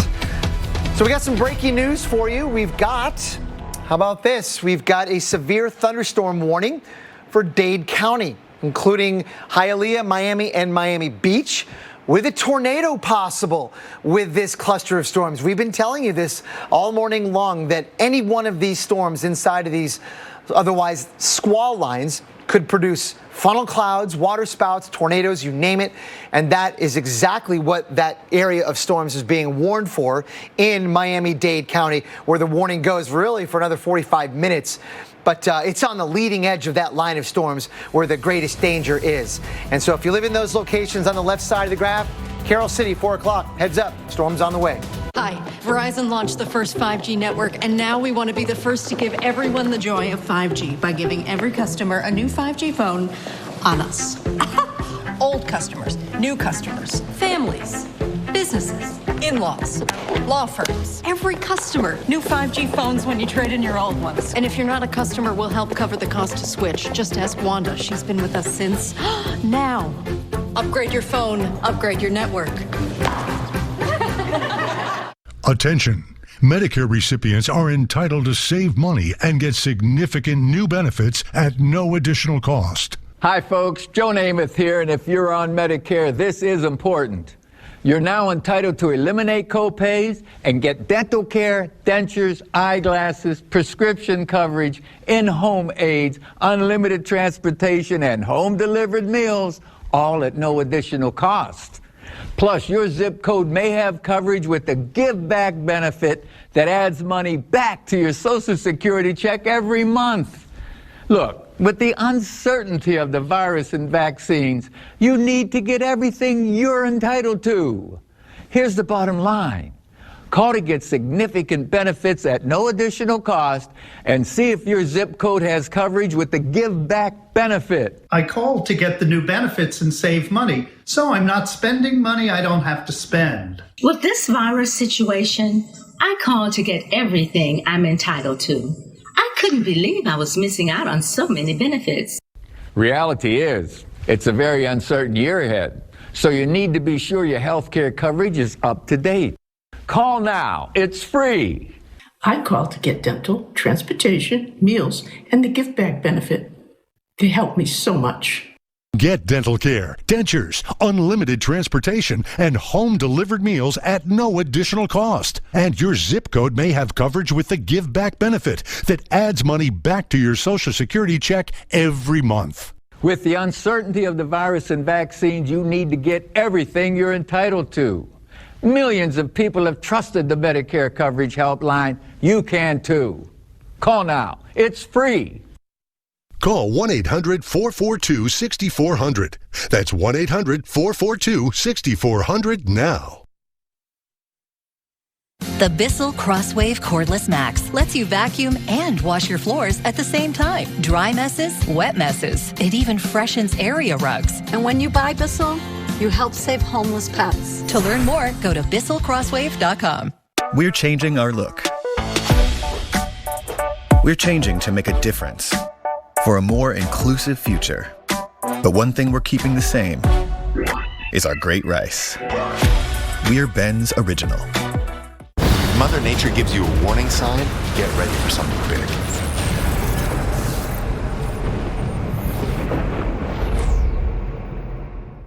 Introducing Senokot Laxative Gummies. I'm the easy way to relieve occasional constipation overnight. Just take before bed, and the next morning, it's showtime! And I've got mixed berry flavor. Senokot Laxative Gummies. Easy relief, the gummy way. If it hurts when you poop sometimes, like pinching off a porcupine, you're sweating, you're next to the loo. Colace is the brand you need to soften stools, we're all agreed. Number 2 should be easy to do. Trust Colace to soften stools with no stimulants for comfortable relief. It's Ashley Home Store's Stars and Stripes event with new styles and more savings. Get an additional 10% off already reduced prices or pay no interest for 6 years. The Stars and Stripes event ends Monday. Ashley Home Store. This is home. It's Ashley Home Store's Stars and Stripes event with new styles and more savings. Get an additional 10% off already reduced prices or pay no interest for 6 years. The Stars and Stripes event ends Monday. Ashley Home Store. This is home. A heat advisory is in effect.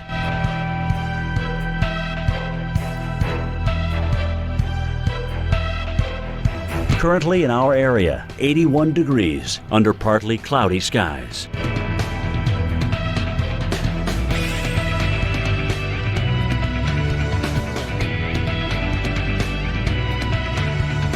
Tonight, some passing clouds, low 74. Winds south-southwest at 10 to 20 miles per hour. Tuesday, thunderstorms developing in the afternoon. A few storms may be severe, high 95. Tuesday night, thunderstorms early. A few storms may be severe early, low 75. Here's our 7-day outlook.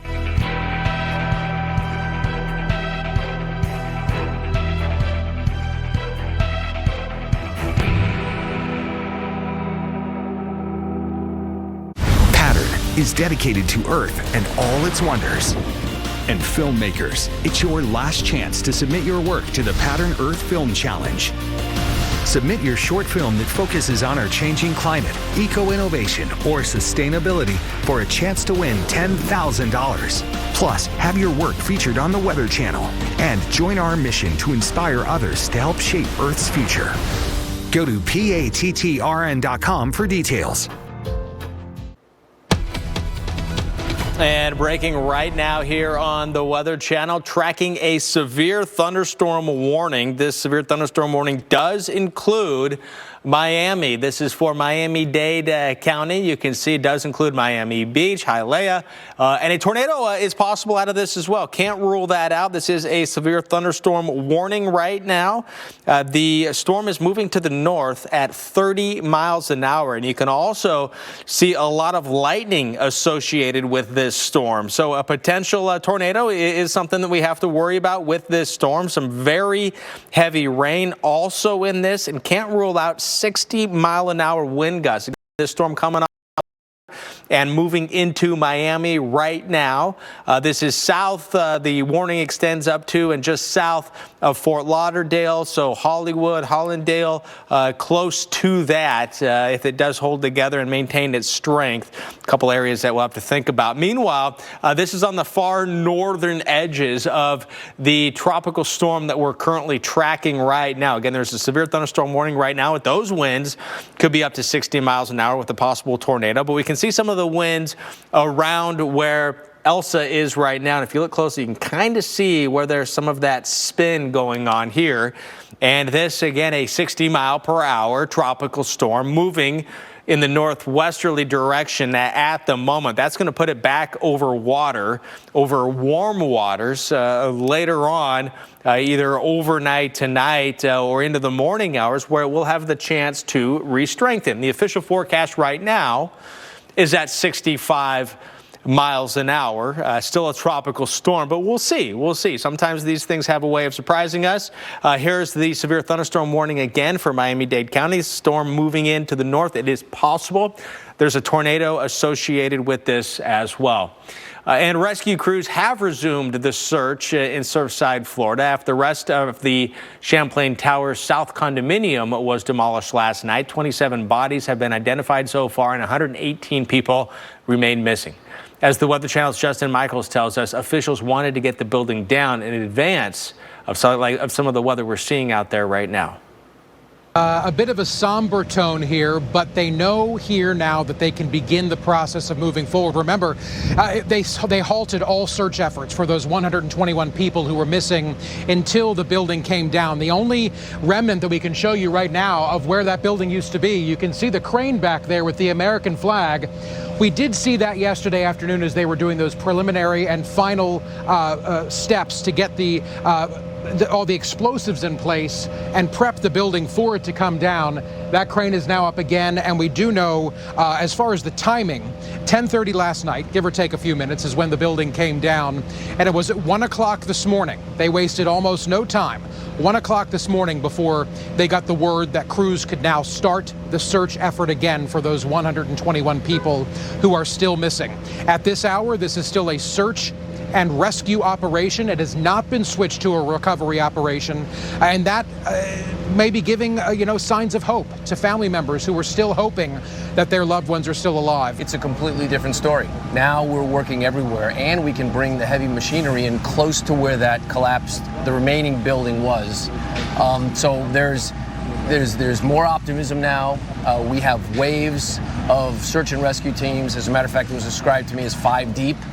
So there's unlimited resources being applied right now, and there's a new enthusiasm because people are optimistic now that we can do the work that we've been held back from doing. As this building was still upright, this southern portion of the building was still upright, there are some estimates that it was shifting between several inches to several feet as it was just kind of teetering there, and that's why they had to call all this off before the building came down. A very precarious situation, but we know that search is in full effect right now. Into you guys.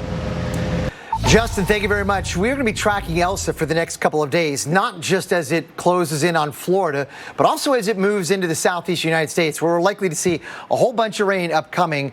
Southern Georgia, parts of eastern South Carolina, eastern North Carolina, and even northward from there. We may be dealing with Elsa in the northeast, believe it or not, next weekend or late in the week. So stay tuned, because we have a long way to go before the story is complete in the tracking of Elsa. So that's a lot of rain that's upcoming, and sort of give you this forecast yet again. I can't show this enough. This is where the expected or most likely track is going to be. It's not the only one, but it is indeed possible that it's close enough to parts of Florida. This is an update, by the way, from the ECMWF. The European model does have it a bit closer to the coast and a little bit stronger as well as it moves into the region, makes landfall probably early Wednesday morning, and then again moves across parts of Georgia, South Carolina, and eventually North Carolina as well. So we have a long way to go with this. I'll show these wind maps again when we come back after the break.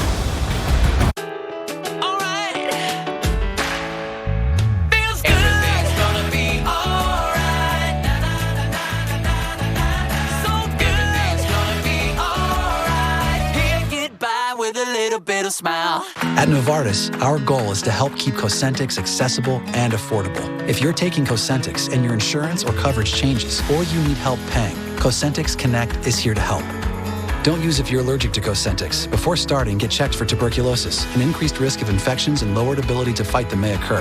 Tell your doctor about an infection or symptoms if your inflammatory bowel disease symptoms develop or worsen, or if you've had a vaccine or plan to. Serious allergic reactions may occur. Call us or visit us online. We're here for you. This is what 30 minutes of boot camp tastes like. Come on, Peloton. Let it flow. Reach all the way up. Check your vibe. It's time to grind, Peloton. Let's turn it up. Come on. What's up, hustlers? Welcome to Peloton Outdoors. Let's get jogging. Find your rhythm, baby. 1, 2, 1, 2. So many Peloton newbies on the leaderboard today. Welcome to the family. Try Peloton classes free on the app. New members only. Terms apply. I'm not ready to lose my hair. Not now. But I never thought there was a real solution. Now I use Keeps, the easiest way to keep my hair. And I can get my treatment without leaving the couch. Go to Keeps.com to learn more. JC tried Game Flings for the first time the other day and forgot where she was. You can always spot a first-time Game Flings user. In a recent clinical study, patients using Salonpas patch reported reductions in pain severity, using less or a lot less oral pain medicines, and improved quality of life. That's why we recommend Salonpas. It's good medicine. Sweaty in bed for all the wrong reasons? Chic's Performance Sheets keep you cool, even on the hottest summer nights. Chic's are the world's most breathable, moisture-wicking, ridiculously soft sheets with superior stretch. Go to trycheeks.com to save over $100 today. When fire and water threaten your home, hand the cleanup over to the team that stays with you every step of the way in your journey back. 1-800-SERVPRO and ServPro.com, like it never even happened.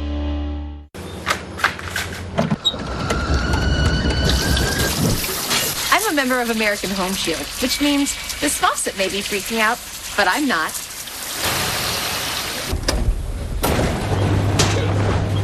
All good here. Something's wrong with my AC. It's blowing pretty hard and it won't turn off. Luckily, I'm a member of American Home Shield. My plan helps cover the cost when parts of more than 20 home appliances and systems wear out. If they can't repair them, they'll replace them. American Home Shield is the largest and pays the most home warranty claims. It covers things home insurance doesn't, no matter their age. It's a beautiful day. I've never felt so good. For a free quote, go to ahs.com. That's ahs.com. Hey, Janice! This is J Country. Our goal is to find that $1 million boulder. I will dig till my hands bleed. That's so sketchy, dude. Anything can shut you down. It's almost like we know what we're doing.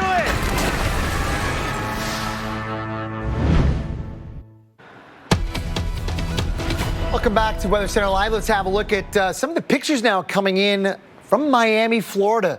Look at these ominous clouds moving through. We have a severe thunderstorm warning in effect for Miami-Dade County, which does include Miami, Miami Beach, Hialeah, and areas nearby. Look at this. This is a squall. This is a gust front right here where there's likely winds in excess of 40 miles per hour in gusts moving through. This is all associated with Tropical Storm Elsa, which, by the way, is over 200 miles away over Cuba.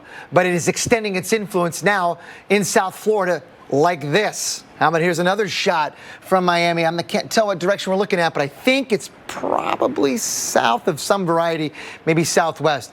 But yeah, there's dark clouds coming in and all kinds of bad weather. Let's go to the warning now. This does go until 4 o'clock, so another half an hour or so. And you can see all this bad weather moving from southeast to northwest. This is sort of an outer rain band, you can think of it, of Tropical Storm Elsa, and it is bringing some really nasty weather with it, and we'll see plenty more of these, I think, in the coming hours, for sure, throughout the late afternoon and into tomorrow. Right now, Elsa is a 60-mile-per-hour tropical storm. This is the latest advisory, and it's over Cuba. It's inland now, and it's got about 80 miles to go over land, meaning that in the next 6 hours, it moves at about 15 miles per hour. Next 5 or 6 hours, it will remain over land, over Cuba, and probably weaken a little bit.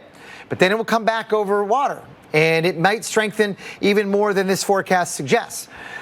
It's a tough call. Hurricane strength forecasting, intensity forecasting is incredibly difficult, and it depends on so many things we don't really quite have a handle on in real time. So we just have to keep an open mind to the fact that, yeah, it might get stronger than the expected value. The most likely scenario is it stays at tropical storm strength. But there is a realistic possibility that it gets a bit stronger. Keep an eye on it. There's the center of circulation, as I mentioned, just inland Cuba, came on board a couple hours ago.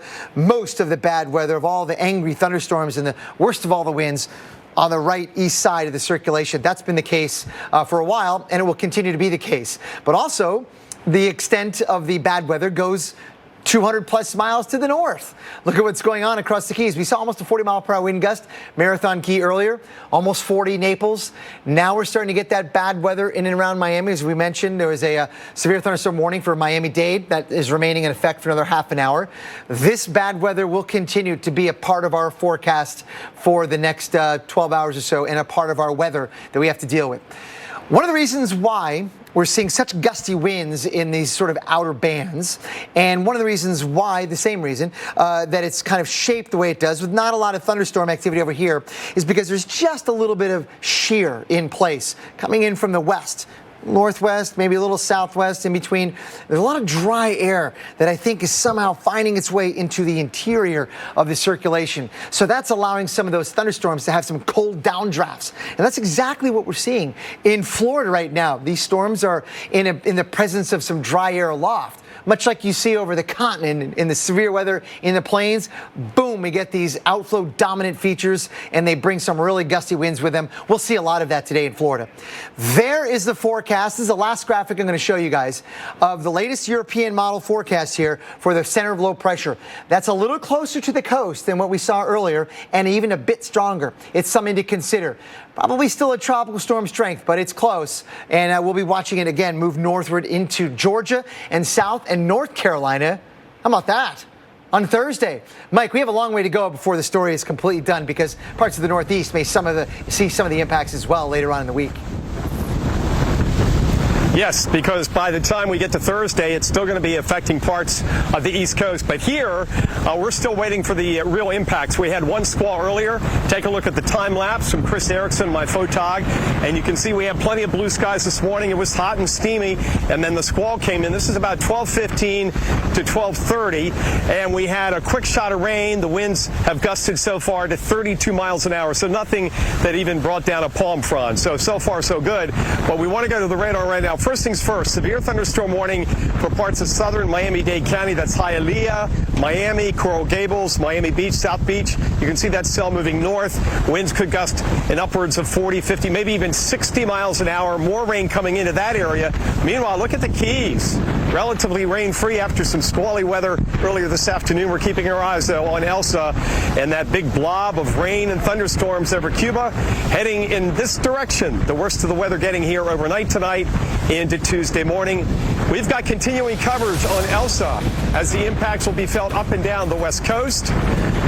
We've got Felicia Combs coming right out here beginning in about an hour at 5 Eastern. Stay with us right here on the Weather Channel.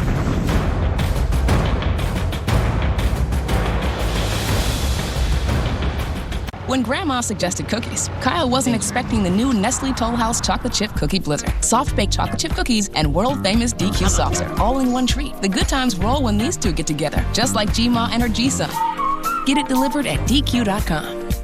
The new Nestle Toll House Chocolate Chip Cookie Blizzard treat at DQ. Hi, I'm Jimmy J.J. Walker. If you're on Medicare, listen to this. I called the 1-800 number to see what extra Medicare benefits I could get. An actual person answered, looked up my zip code, and boom, I was offered extra benefits like dental coverage, including dentures, extractions, fillings. plus prescriptions, transportation, meals, and so much more, all at no additional cost. And then I asked about the benefit that adds money to my Social Security check. And get this, I'm entitled to an extra $100 a month. That's $1,200 a year added to my Social Security check. And I was like, dynamite! Call the 1-800 number on the screen and see what you may be entitled to. Call now. It's free. Call 1-800-510-0241. That's 1-800-510-0241 now. You'd never want leftover onion residue or any food residue on any of your surfaces. But that's what you could be doing if you're cleaning with a used dishcloth, even after you've rinsed it. So, switch to a fresh sheet of Bounty for a more hygienic clean. Unlike used dishcloths that can carry and redistribute residue, Bounty keeps your surfaces cleaner because better hygiene begins with Bounty. Bounty, the quicker picker-upper. Heading back to the office this summer? Even if you're not home, the kids can still take swim lessons and play in tournaments, catch a show, and travel far, far away, even sleep under the stars. Because Care.com has lots of great sitters who can keep the kids happy, busy, and off the screens. Create summer camp at home because the best decisions are made with care. Find care for all you love. Join now.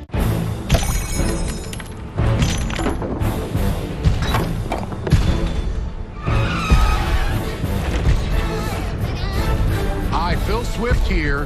When you need maximum coverage and sealing power, take it to the max with FlexMax. Your favorite Flex Seal products are now giant size.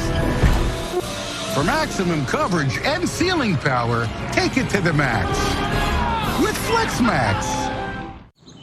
Mike Rowe here, still in a ditch where I've agreed to remain until every American realizes that the water and sewer lines outside of their home are probably their responsibility.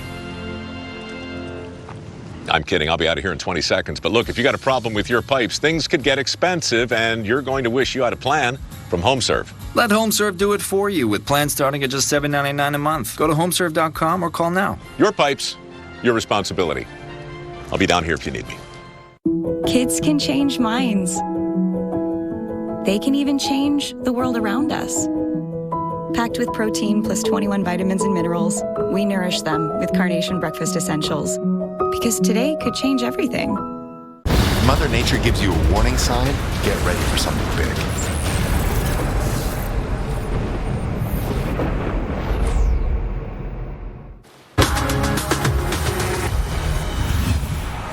New video into the Weather Channel right now as Elsa makes landfall in Cuba. See low visibility often associated with some very heavy rain, and that's what has been happening with this storm. It has been bringing some very heavy rain. It's hard to make out whether or not the winds were much of a factor as it was coming through in at least these shots right here. But this is still a storm that has 60-mile-an-hour winds associated with it. In fact, I want to go right now to Miami, where severe weather is ongoing here as we are looking at what is now for Dade County, a tornado warning. Just now getting word on that. Severe thunderstorm warning with a possible tornado in Miami as we're looking at some of the darker skies right now, some of the darker clouds associated with the storms that are moving in here. Again, this is in Miami, a weather stem camera, and this is another shot right here in Miami showing the very heavy rain in the distance. See how the clouds look like they go all the way down to the ground? That's heavy rain off in the distance. Again, now a tornado warning here in Dade County and a severe thunderstorm warning for Collier County as well. As we see, it's 86 degrees in Miami. Waves coming on shore, winds pushing the water. You can see the palm trees moving around, some strong winds with the storm itself. Could see 60-mile-an-hour winds, but also, again, a tornado warning right now in Miami. And let's take a look at the latest radar with that latest warning embedded within the severe thunderstorm warning. The yellow outlined area is the severe thunderstorm warning, and within that is this tornado warning. And initially, when the severe thunderstorm warning came out, it had a little tag on it that said tornado possible. And guess what? Now, saying that the radar is indicating that there is likely a tornado in here. As you look at the velocity, the red and the green part of the Doppler radar shows us where winds in green going toward the radar, in red away from the radar. And you get an idea when they're really close together, you're likely having winds spinning. And that's how you can kind of tell when you match up everything that's going on, where you get maybe the radar returns are giving a little bit of a pattern indicating that we might have a tornado. And then the velocity, the wind's going very fast close to each other, tells you there's some spin here within this storm. So here's that tornado warning. Hialeah, also Hialeah Gardens, Miami Lakes involved with this.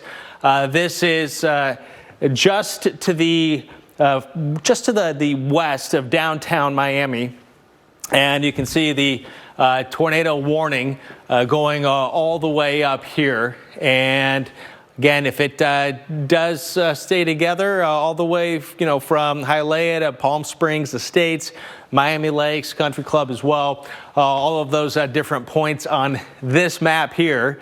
Again, just outside of the dot that indicates downtown Miami. So parts of downtown Miami under a tornado warning right now, as this storm now coming on shore and heading to the north, clipping along here.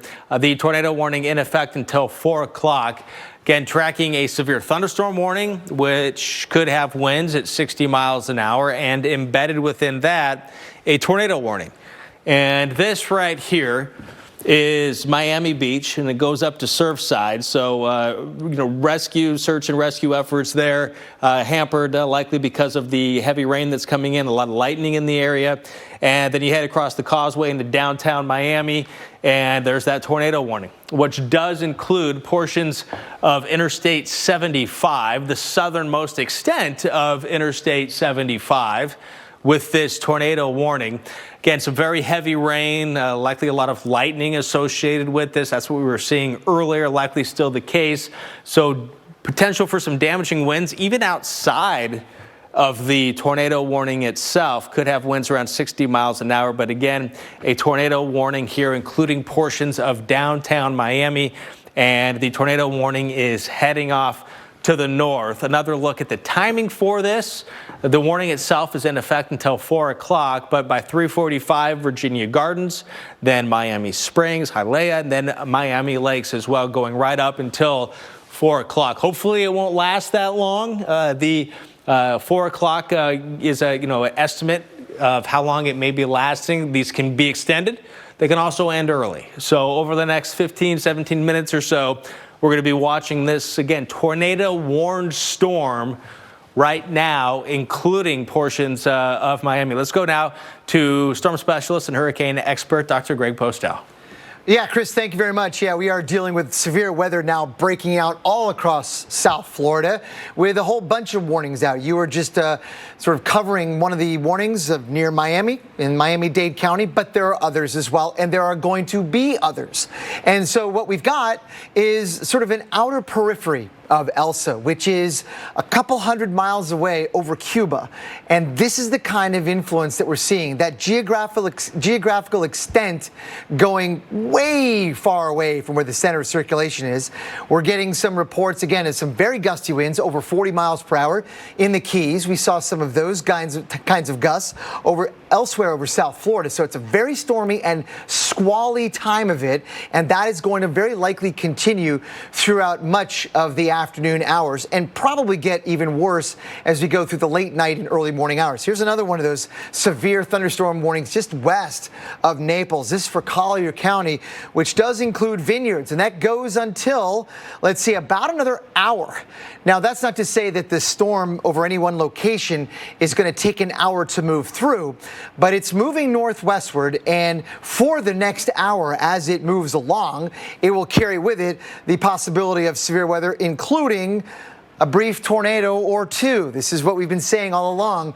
On these edges of these tropical cyclones, you can definitely have the environment that is ripe for severe weather, including tornadoes, and that's exactly what we're dealing with right now. We don't have any warnings out for these storms here that are firing up southwest of Melbourne or even just south of Kissimmee. But mark my words, there's a shot that these could become severe, and if not, they're going to very likely carry with them some gusty winds up to 40 miles per hour, maybe even more than that. This is, again, all associated distantly with Elsa, which is a long way off. Another reminder to keep in mind that you don't need to be in the cone to have the really bad weather. There's a severe weather outlook issued by the Storm Prediction Center for the possibility of severe weather, Chris, including tornadoes. And we're looking live on the left side there of Miami, where we know bad weather, including a tornado warning, is in progress. Chris. That's right, Mike, right over and including Hialeah and Hialeah Gardens, Miami Lakes. You can see the heavy rain right now off in the distance. And where we're looking, this is just along Highway 41, where the beginning of the tornado warning is located. And that is just about where the airport is, so Miami International, and then just north of there, Hialeah, and then going up north from there is Miami Lakes, Palm Springs North also within this. Again, looking right now here at a tornado warning for Miami-Dade. This, again, does include Hialeah Gardens, Miami Lakes until 4 o'clock. The tornado warning in effect. Radar indicated there's a lot of lightning associated with this as well. And you can see the nasty weather offshore. The severe thunderstorm warning right here. Go ahead and outline it in white.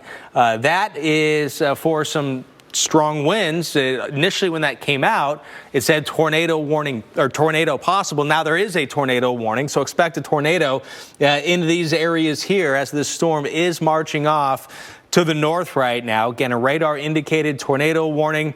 You can see the radar site down here just north of Homestead, and it's sweeping around, detecting the raindrops, also trying to determine where the winds are going very fast next to each other, which would indicate where that spin is.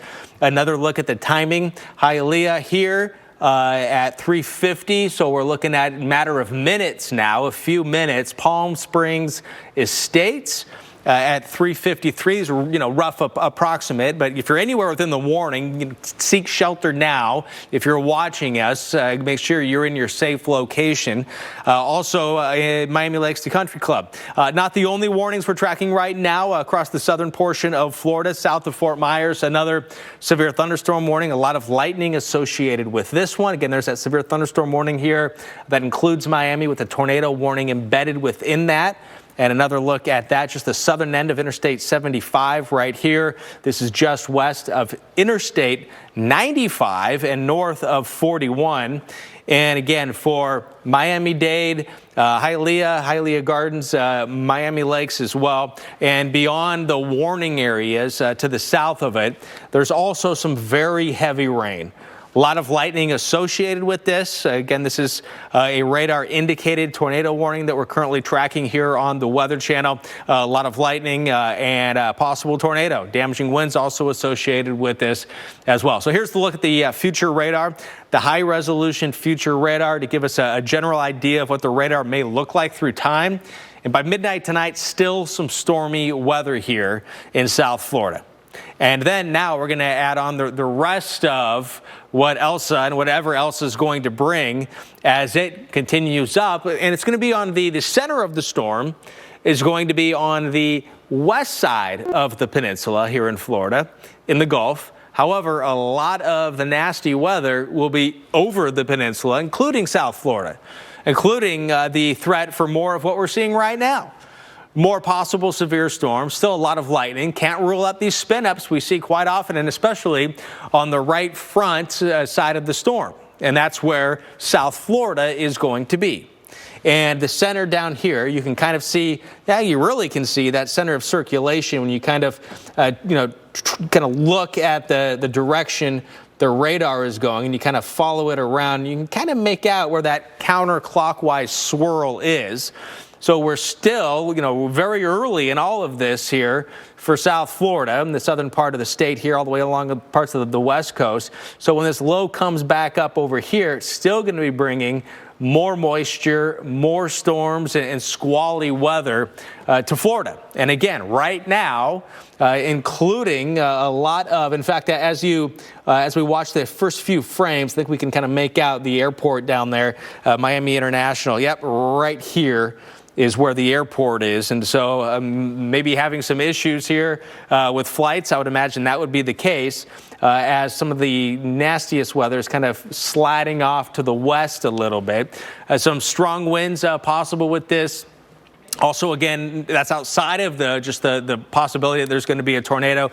Here's another look at how things may be playing out through this evening. Here's now midnight. Still some thunderstorms here. Miami Beach up to Surfside, up to Hollywood, Fort Lauderdale, all the way up to West Palm as well. And Alligator Alley going across Interstate 75 there during the overnight hours, showers and storms. Then things are going to ramp right back up as there's going to be an approaching tropical storm during the day tomorrow. Again, overnight tonight for Key West, for the lower, middle, and then eventually the upper Keys for the early daylight hours, as this storm will continue to bring some of the heavier rain and thunderstorms right now to the west side and even the east side of the state. So still going to be tracking these storms this evening, again, overnight and into the morning hours. Again, a tornado warning right now for parts of the Miami metro area. And so when we talk about, again, we're seeing a tornado warning right now. And when we talk and discuss tornadoes associated with tropical systems, we talk about tropical tornadoes most associated with the bigger parts of the storms, the supercells, and it happens as usually the system is coming on shore. Some of them, are going to be weak and they can be short-lived. That makes it a little bit more difficult sometimes to give a lot of advance notice. And again, it's that right front quadrant of the storm. And part of the reason is you've got that momentum of the storm itself, the winds associated with it. And when those winds come on shore, it gets a little bit of friction. You get this inherent kind of turning associated with the movement and the friction. And so you can get these quick little spin ups that'll happen with these storms as we are tracking the tornado warning right now here in the Miami area. So let's go ahead now and take another look at a couple of severe thunderstorm warnings. There's one right here, and within this one right there, this one is the one that has the tornado warning associated with it. Again, this is a loop of the radar. You can see down here is where Elsa is, at least the center of Elsa, as it is moving on shore in Cuba right now, already making landfall around 2 o'clock or so. And here's that tornado warning for parts of Metro Miami here. This does include Hialeah Gardens, Miami Lakes. The storm looks like it's starting to go a little bit more to the west side of the warning, at least. So that is where some of the heaviest rain is right now. And it's not the only heavy rain we're going to see. With more heavy rain out here, more down here, lightning associated with all of this. This tornado warning is in effect until 4 o'clock. This, again, is a radar-indicated tornado warning. And as we look at the radar, not seeing anything that jumps out to me, but let's get to some expert eyes, storm specialist and hurricane expert Dr. Greg Postel, to see what he is seeing right now on the radar. Dr. Postel. Yeah, Chris, in terms of a TVS, a vortex signature, a tornado vortex signature, there is not one inside of that, at least right now. But the fact is, these are very transient circulations. They will pop up very quickly and then dissipate just as quickly. So while we've got that tornado warning, take shelter if you are in Miami-Dade County or, for example, in and or near Hialeah Gardens, Miami Lakes. There is a bad thunderstorm moving through. And if nothing else, it's got wind gusts of up to 40 to 50 miles per hour, very heavy rain, a lot of cloud to ground lightning, and maybe even a tornado. Although you just scanned inside of that, Chris, and there wasn't any evidence of a circulation in progress, it doesn't mean in the next scan there won't be one. These storms are going to be very good, very adept at tightening up any circulation inside of them and potentially producing a tornado. So that's why the warning in part goes till 4 o'clock. That's another 6 minutes. We'll see if it is indeed extended. We'll see. I have my doubts based on what we've seen on the radar, but you never know. Again, this is a radar-indicated possible tornado in the Miami-Dade area. That whole area, though, of bad weather is moving rapidly off toward the northwest on the periphery of Tropical Storm Elsa, which is over 200 miles away. It's over Cuba. And this is on the, the periphery of it, where you get some of these outer bands that produce severe weather. And right now, what we're dealing with is absolutely no exception to that. Another severe thunderstorm warning for parts of western Florida. This is in Collier County.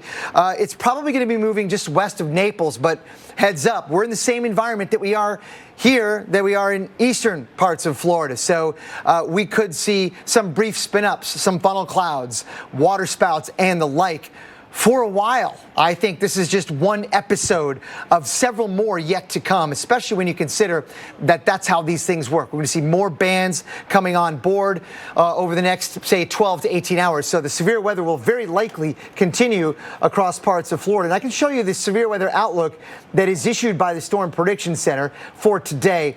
And the threat does really extend across much of the southern half of Florida. Anywhere in that red is at risk today for seeing that kind of severe weather, including potential for tornadoes. Again, funnel clouds, water spouts, you name it.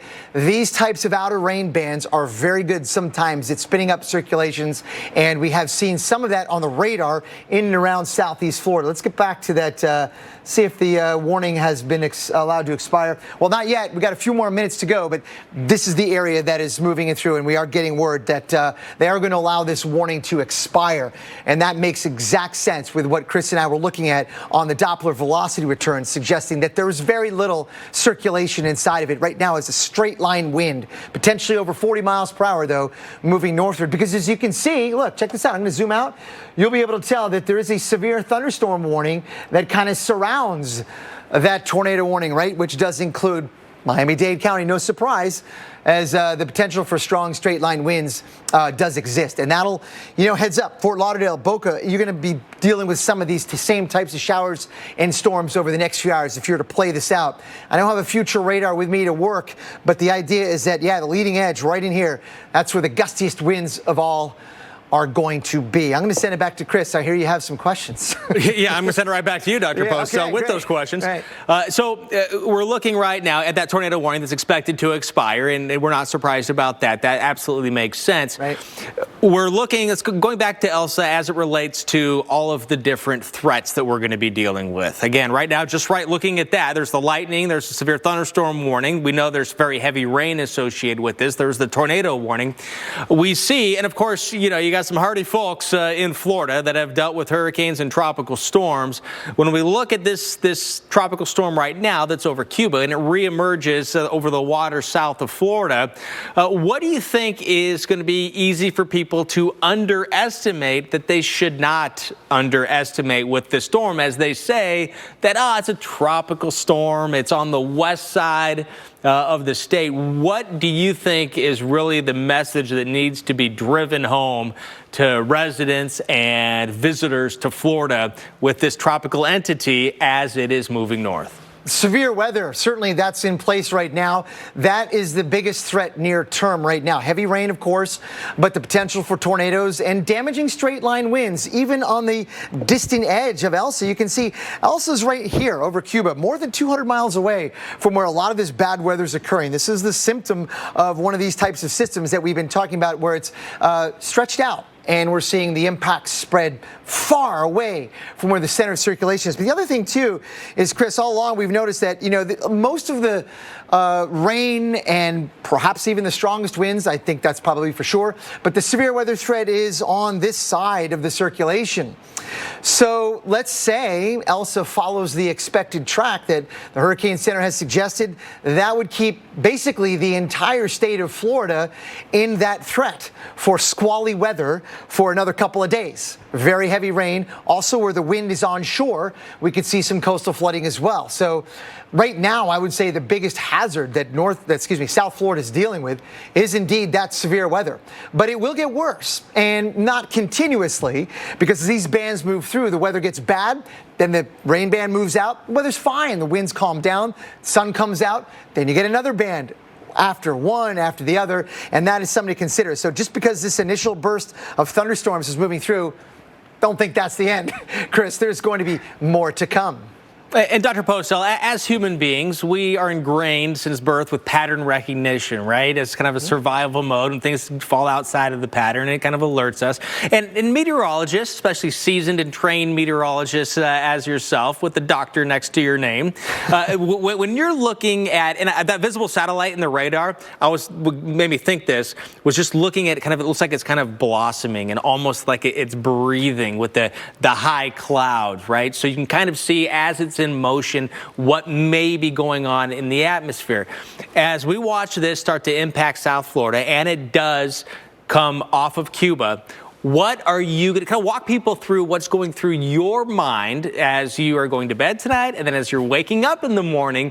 What are the things that you're seeing right now and that you're going to be looking at with the visible satellite and the infrared, all of your tools? What are some of the features that you're going to be looking at and that may surprise you in the morning, or maybe saying, hey, it could be stronger, or you may be seeing and saying, hey, we might be in better shape than perhaps we otherwise could be? That's a lot of loaded questions there, Chris. But, one of the things that I think, in order to sort of decipher what's going on with the storm, when you look at it from satellite pictures, you got to look at it for a sustained amount of time. We oftentimes get flare-ups of thunderstorms that last a few hours, and you're tempted to think, we got a flare-up of storms, that means it's strengthening. Well, then 6 hours later, those storms collapse. So durability matters. When Elsa gets back over water, you were asking what I'd be thinking about tonight. I want to know what kind of structure this has once it's crossed Cuba in about 4 or 5 more hours. The hurricane hunters will be back down there eventually. We'll get an idea of what's happening on the interior.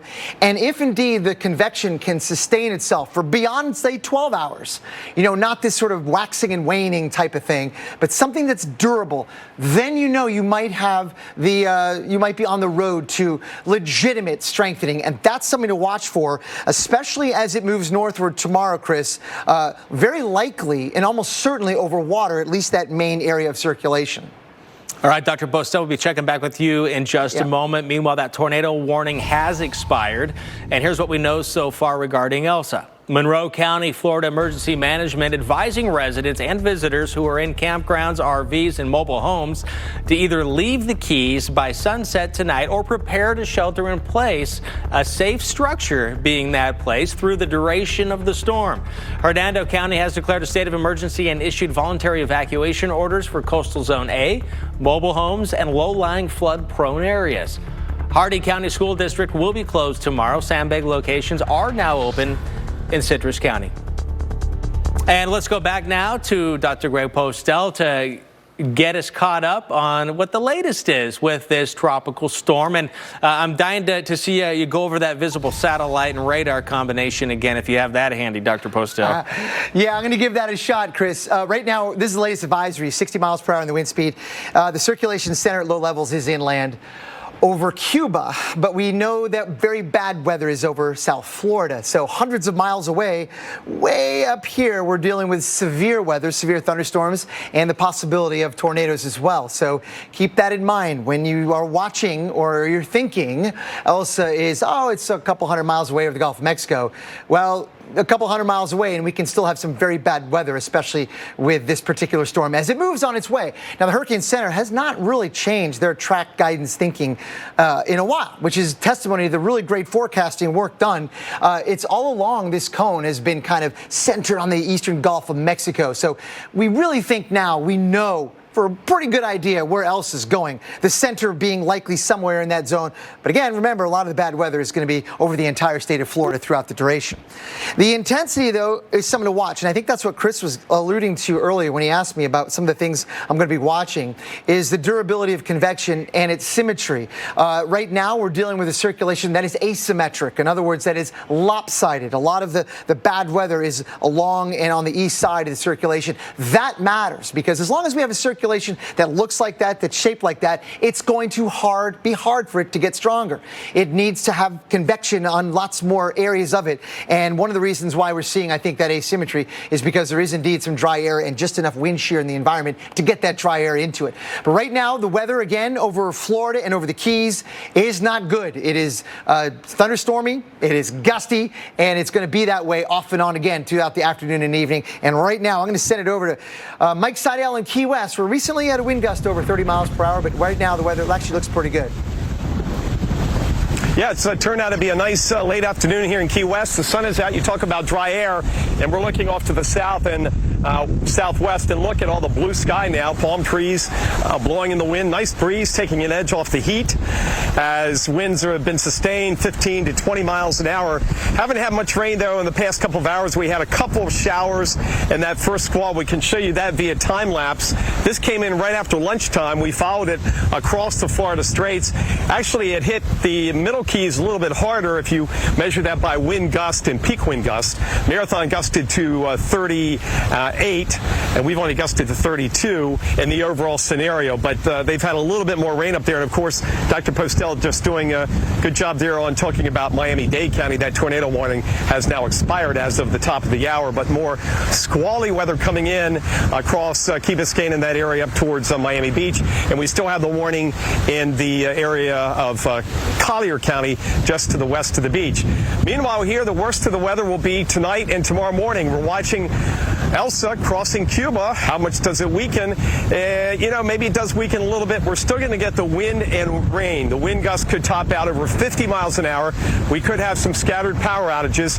Not a storm surge watch here in the Keys, but we're expecting the water to come up maybe 1 to 2 feet. And right now you can see we've got some wave action back there. Something we haven't had the past couple of days. Has been very glassy. So things have really, increased with some white caps and some waves rolling in off the Florida Straits here into Key West. So rainfall, 1 to 3 inch rainfall totals, plus or minus, depending on how the banding sets up and where the core of that rain goes. If it shifts a little bit more to the west, it really lowers the totals to the north and east. We're going to be on this. We have the next complete advisory from the National Hurricane Center coming up just before 5 Eastern. We'll have an update on its speed, its forward speed, an updated track, and what they're finding out there with the hurricane hunters just before 5. And Felicia Combs will take over here from 5 to 10 Eastern on the Weather Channel as we follow Elsa from Cuba through the Florida Straits and up the west coast of Florida over the next day or two.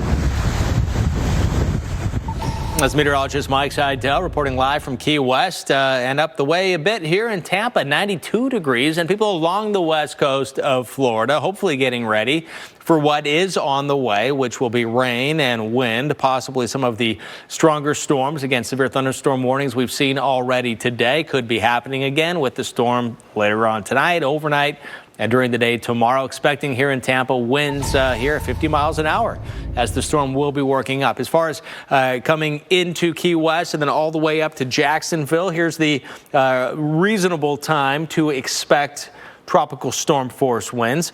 Key West, it's going to be late tonight after midnight, maybe around 2 o'clock in the morning. Tropical storm force winds expected here in just south of Naples by daylight tomorrow, and then moving up during the daylight hours up to Tampa until around, or arriving, I should say, around 8 o'clock, and then by 8 in the morning Wednesday for Jacksonville. Here's the wind gust forecast, and this is showing the stronger winds again late tonight, and some of the strongest gusts happening tomorrow morning. So again, the arrival of winds and the departure of winds are two different things because the winds are going to stay with us for a while, several hours potentially here, as that low still has a pretty big wind field according to this computer model. And this is again the wind gust forecast. So winds gusting up to 60 miles an hour at times, consistently gusting to 50 from Naples up to Tampa, including Fort Myers. And then by 5 o'clock, this is now Wednesday morning. So we're looking at a good couple of days to go up and along the west coast of Florida. And even though, even if it does stay, I should say, a tropical storm, it's still going to be pushing a lot of water. And if it's slow moving, if it's taken a while, we're going to see the potential for some storm surge. Could see up to about 4 feet in some locations here. That is something to think about, especially some of these flood-prone areas that are low-lying along the west coast of Florida. And a closer look at Tampa. Here is this tomorrow afternoon at 1 o'clock, 20-25 mile-an-hour winds. Sarasota, we're going to see these winds gusting up to 50 to 60 miles an hour by early to mid-afternoon. And continuing strong. Again, these gusts continuing through tomorrow night, and heading up to Cedar Key, and then eventually even up to the state capitol as well. Could see some of the stronger winds. And it is, we know, vital to understand your home's vulnerability when it comes to tropical weather, and having a family plan before the storm arrives is extremely important. Meteorologist Mark Elliott has a checklist of things to do before a storm. Tropical storms can create conditions that threaten your safety. If your area may be affected by a tropical storm, it's time to take action. Stay informed. Media outlets provide valuable information about what types of emergencies can occur and the best way for you to respond. Follow the instructions issued by your local authorities. If ordered to evacuate, leave when told to do so. During the peak of the storm, it's critical that you stay away from doors and windows. Broken glass and flying debris can cause serious injury or death. Flooding can be the greatest threat from tropical storms, so follow the rainfall forecast and never drive into flooded streets. Staying informed and having a plan will help keep you and your family safe. Well, Florida residents need to prepare now for Elsa's arrival. Here's a live look at Orlando, Florida. Temperature 90 degrees, about average for this time of year. And we will see some gusty winds and storms move through over the next couple of days. So be prepared for that, where strong winds and heavy rain a possibility. How about Jacksonville? Jax Beach also going to be in play for Elsa is expected to cut across the state. Still packing some pretty strong winds when it reaches maybe closer to 40, depending on how strong Elsa gets. We'll be watching it carefully. Right now over southern Florida, there's the rain and thunderstorms across the region. This is the area that we've been watching for the last few hours for the strong gusty winds. We've seen reports of winds up to 50 miles per hour in areas in and around Miami with that line of storms moving through. And we have one severe thunderstorm warning left right here, just to the east of Naples, Florida, and that does include Collier County. So the possibility of wind gusts maybe up to 60 miles per hour. That's indeed why this particular group of storms is being warned for. The possibility of that kind of straight line wind, that can do damage. So if you get the warning, be prepared, take shelter, find an interior room. 60 mile per hour wind gusts are nothing to sneeze at. And elsewhere in Florida, we've seen that kind of wind from time to time, 40 to 50 miles per hour, certainly. And in places here and there. But once these areas of storms move through, the weather will calm down a lot and actually maybe pretty good. May get the sun out and the wind will basically go back to the average wind it is in early July, which is not too strong. So this is kind of the up and down in the weather that we're going to deal with today in Florida. And you can see a whole bunch of storms here collapsing just south of Sebring. That on the leading edge, that gust front is going to bring some gusty winds with it, probably over 40 miles per hour. And we're watching more storms north of that, just near Melbourne. So it's going to be a stormy day, again, with the potential for severe weather that does include essentially the southern half of the peninsula. Do expect the severe weather chances to go up tomorrow and include more of Florida, including North Florida as well, maybe as far north as southern Georgia as well. The amount of rain will be significant. Again, forecasting tropical convection thunderstorms, very difficult. This is a best estimate here, 3 to 5. Locally higher amounts are likely given the efficiency that we think will be with some of these rainmakers, and it will come down really hard in times and places, so be prepared for that.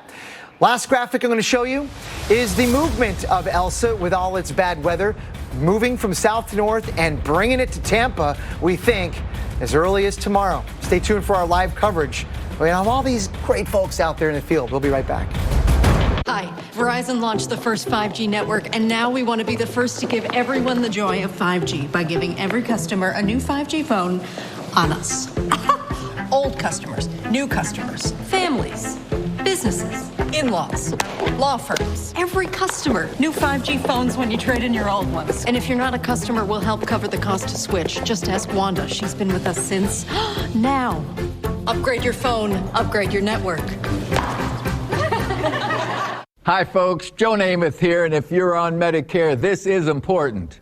You're now entitled to eliminate copays and get dental care, dentures, eyeglasses, prescription coverage, in-home aids, unlimited transportation, and home-delivered meals, all at no additional cost. Plus, your zip code may have coverage with the Give Back benefit that adds money back to your Social Security check every month. I call to get dental, transportation, meals, and the Give Back benefit. With this virus situation, I called to get everything I'm entitled to. I couldn't believe I was missing out on so many benefits. With the uncertainty of the virus, you need to get everything you're entitled to. Millions of people have trusted the Medicare Coverage Helpline. You can too. Call now. It's free. Call 1-800-346-4800. That's 1-800-346-4800 now. This is what 30 minutes of boot camp tastes like. Come on, Peloton. Let it flow. Reach all the way up. Check your vibe. It's time to grind, Peloton. Let's turn it up. Come on. What's up, hustlers? Welcome to Peloton Outdoor. Let's get jogging. Find your rhythm, baby. 1, 2, 1, 2. So many Peloton newbies on the leaderboard today. Welcome to the family. The Peloton bike starting at $49 a month. All access membership separate. I was born on the 4th of July. Grew some wings and learned to fly. Got a wind on my back just like I like. I said simplify, simplify. Don't know where to go. Ready to simplify life with diabetes? Get started today with a free 30-day Omnipod Dash trial. Go to omnipod.com/free for risk information, instructions for use, and free trial terms and conditions. Consult your healthcare provider before starting on Omnipod. Simplify diabetes. Simplify life. Omnipod. We're Thrive Cosmetics, and our liquid lash extensions mascara creates show-stopping lashes that won't plump, flake, or smudge. 100% vegan, cruelty-free, and powered by our high-performance formula. There's a reason this mascara has over 275,000 five-star reviews. Come discover why at thrivecosmetics.com. What's going on? Let me help lift and push and push. There, it's up there. Hey, Josh. Wrinkles send the wrong message. Help prevent them before they start with Downy Wrinkle Guard.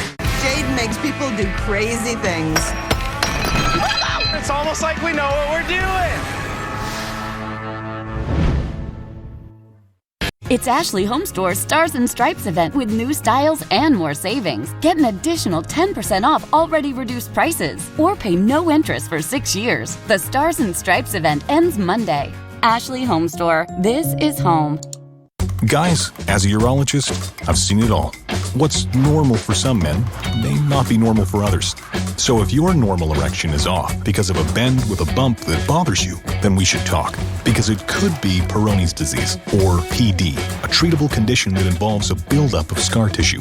Don't wait. Find a urologist who can diagnose and treat PD and can explain all your options, including non-surgical treatments. Find a specialized urologist today at takeonpd.com.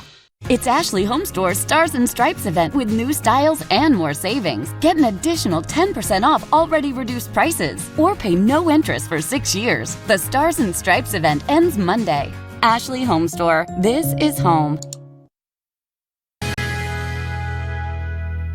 A heat advisory is in effect.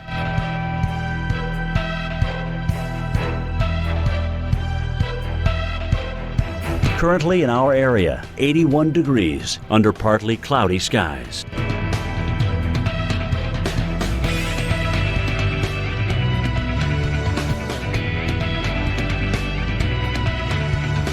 Tonight, some passing clouds, low 74. Winds south-southwest at 10 to 20 miles per hour. Tuesday, thunderstorms developing in the afternoon. A few storms may be severe, high 95. Tuesday night, thunderstorms early. A few storms may be severe early. Low 75.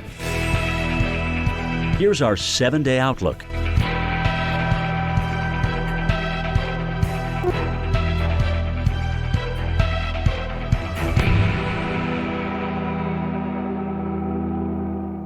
It seemed like a normal day. I looked up at the sky and I seen a darkness coming. I got an alert on my phone, and then all hell broke loose.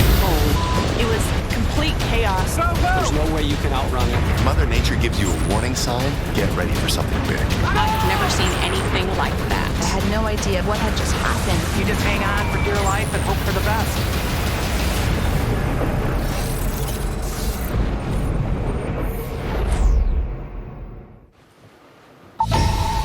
Welcome back to the Weather Channel. The Weather Channel is tracking Tropical Storm Elsa as it bears down on the Sunshine State here.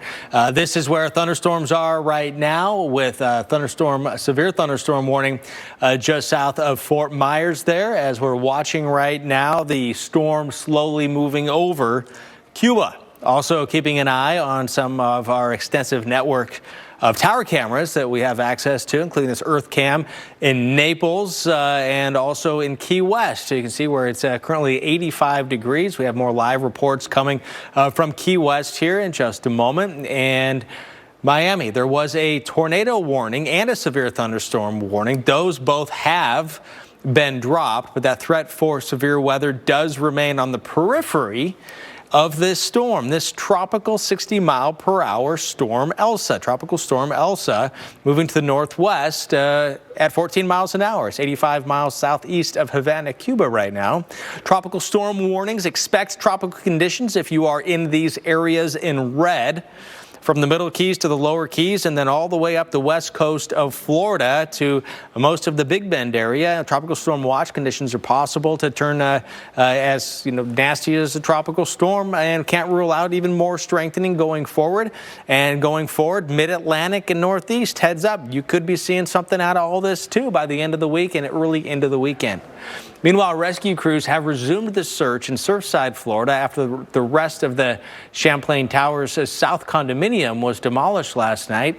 27 bodies have been identified so far, and 118 people remain missing.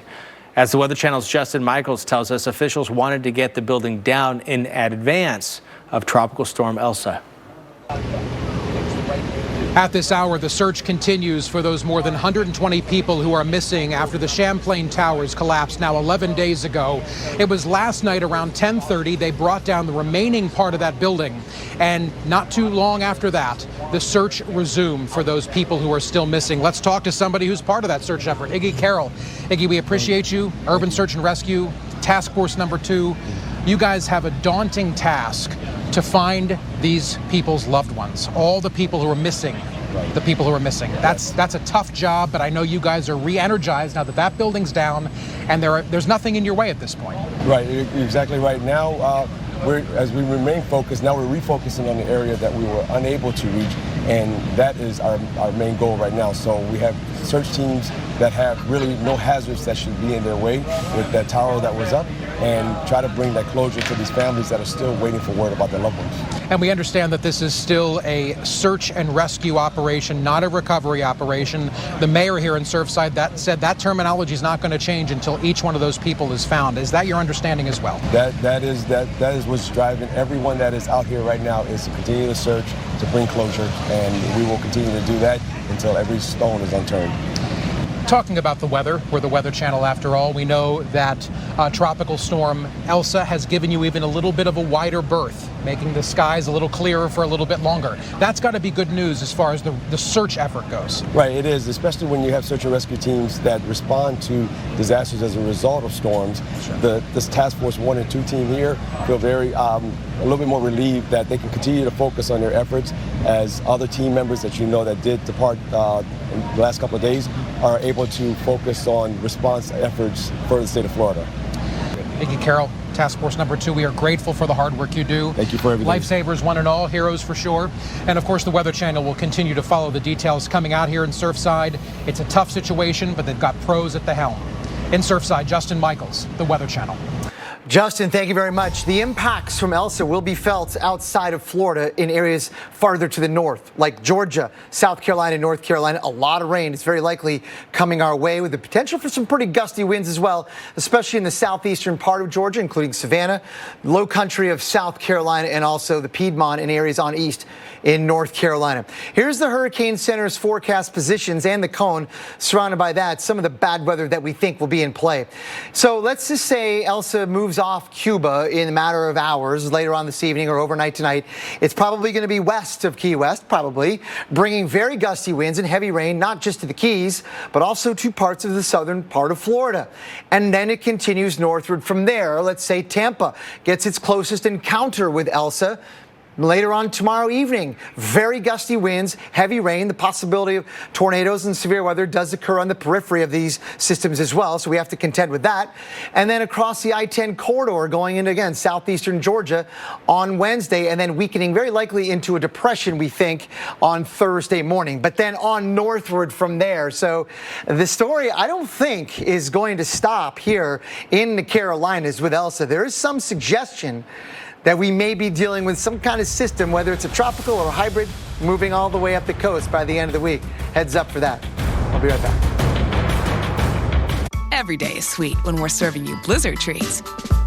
Like M&M's, cookie dough, Reese's Peanut Butter Cup, Snickers, and Oreo.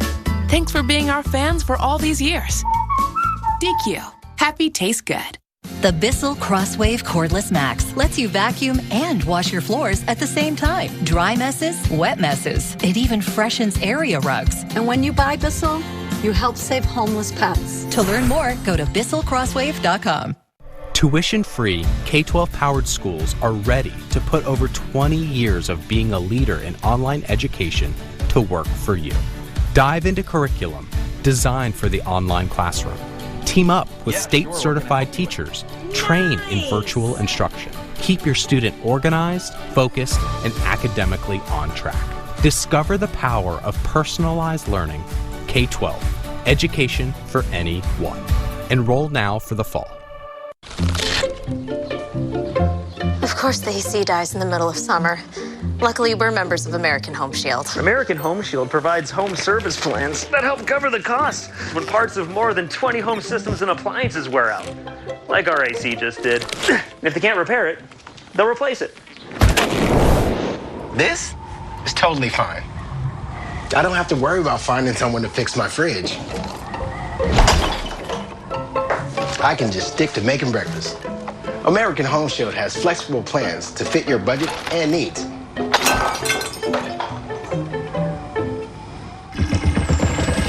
Bissell toilet's been flushing for 3 hours straight.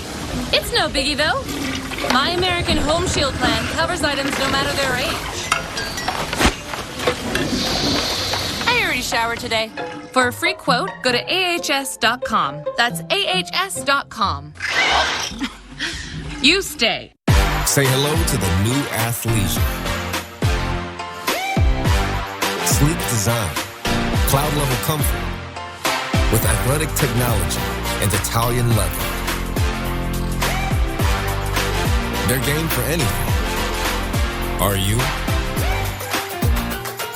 Free shipping, free returns, 365-day guarantee.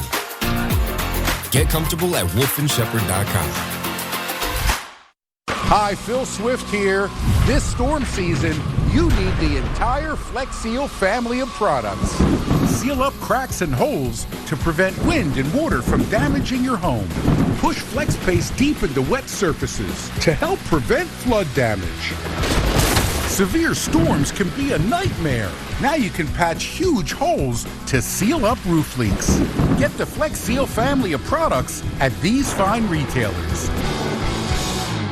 So many people are overweight now and asking themselves, why can't I lose weight? For most, the reason is insulin resistance, and they don't even know they have it. Conventional starvation diets don't address insulin resistance. That's why they don't work. Now there's Golo. Golo helps with insulin resistance, getting rid of sugar cravings, helps control stress and emotional eating, and losing weight. Go to Golo.com and see how Golo can change your life. That's GOLO.com. is dedicated to Earth and all its wonders. And filmmakers, it's your last chance to submit your work to the Pattern Earth Film Challenge. Submit your short film for a chance to win $10,000. Go to pattrn.com for details.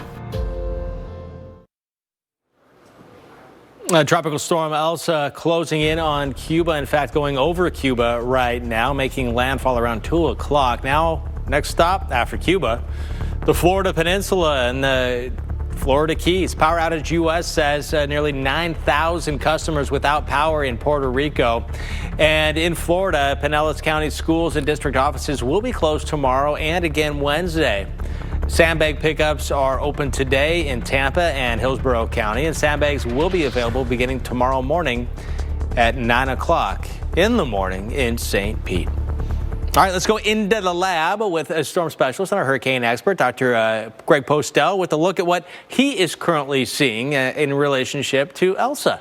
Yeah, the squally weather continues over the southern half of Florida. We've seen that all morning long. We've had some severe thunderstorm warnings. We've had at least one tornado warning.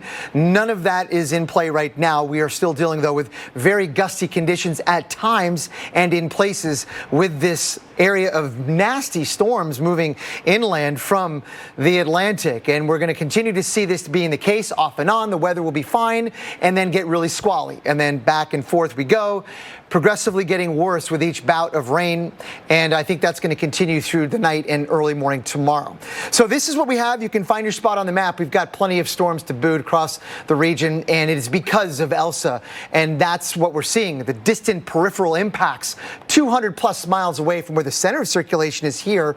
We're seeing a lot of bad weather already in progress in the great state of Florida. 60 miles per hour in the wind speed on the latest advisory. We'll get a new one coming up fairly shortly. I'm not sure that's going to change much, but because it's been inland for maybe a couple of hours, perhaps the intensity will be dropped down a little bit, but not really much in terms of perceptible weather changes. It'll be essentially the same storm that it was the last advisory. And the track forecasting remains very consistent. The Hurricane Center has not moved this cone much at all during the duration. All along, the good forecasters there have sort of told us that it's basically going to be moving in this direction with the intensity at tropical storm strength. There is a possibility, again, these are the most likely scenarios.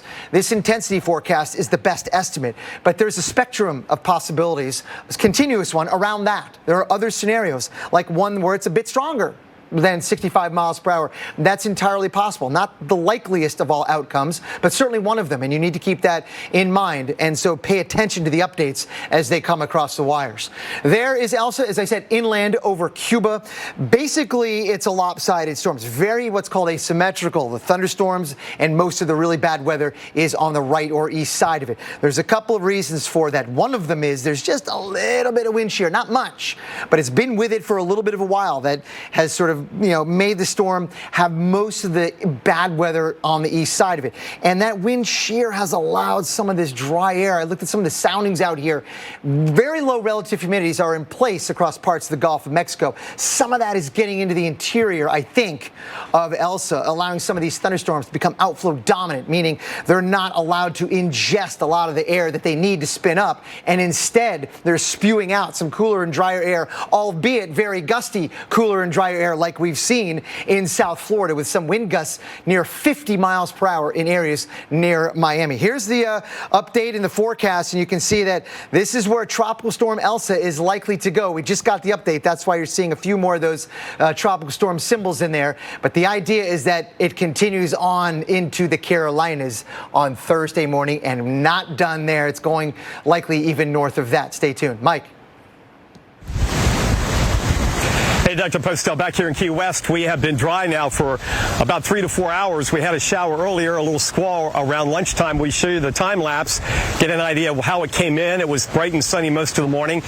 We did have some rain before sunrise, about 1/3 of an inch, and then this came in and didn't do much. Winds gusting mid to upper 20s and a little bit of rain. It was not a driving rainstorm, one of those squalls you see that you get gusts 50 to 60 miles an hour and the palm fronds start flying around. But we have noticed an uptick in the surf in the water out here, looking back towards Cuba, and that's where everything's coming from later this evening, tonight, and tomorrow morning. But Notice we have some white caps and about 1-footers, which is not a big deal, but considering the water was pretty glassy over the past several days, those will pick up. We have a surge potential of 1 to 2 feet here in the lower Keys, and rainfall totals may top out at 2 or 3 inches.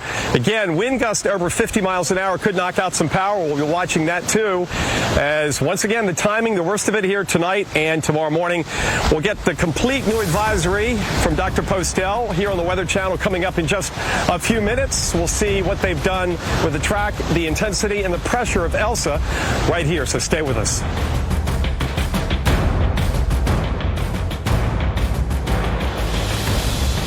Managing type 2 diabetes? You're on it. You may think you're doing all you can to manage type 2 diabetes and heart disease, but could your medication do more to lower your heart risk? Jardiance can reduce the risk of cardiovascular death for adults who also have known heart disease, so it could help save your life from a heart attack or stroke. And Jardiance lowers A1C. Jardiance can cause serious side effects, including dehydration, genital yeast or urinary tract infections, and sudden kidney problems. Ketoacidosis is a serious side effect that may be fatal. A rare but life-threatening bacterial infection in the skin of the perineum could occur. Stop taking Jardiance and call your doctor right away if you have symptoms of this bacterial infection, ketoacidosis, or an allergic reaction. And don't take it if you're on dialysis or have severe kidney problems. Taking Jardiance with a sulfonylurea or insulin may cause low blood sugar. Lower A1C and lower risk of a fatal heart attack? On it with Jardiance. We're committed to making Jardiance available and affordable. With our savings card, eligible patients pay as little as $10. Shark Week is back. You guys see that? She got boom. Did you bring a chainsaw? What? This has never been done in shark science. Get ready. Crikey! Oh my God! For the most epic Shark Week of all time. Shark Week, the real summer blockbuster. Stream Shark Week anytime on Discovery Plus.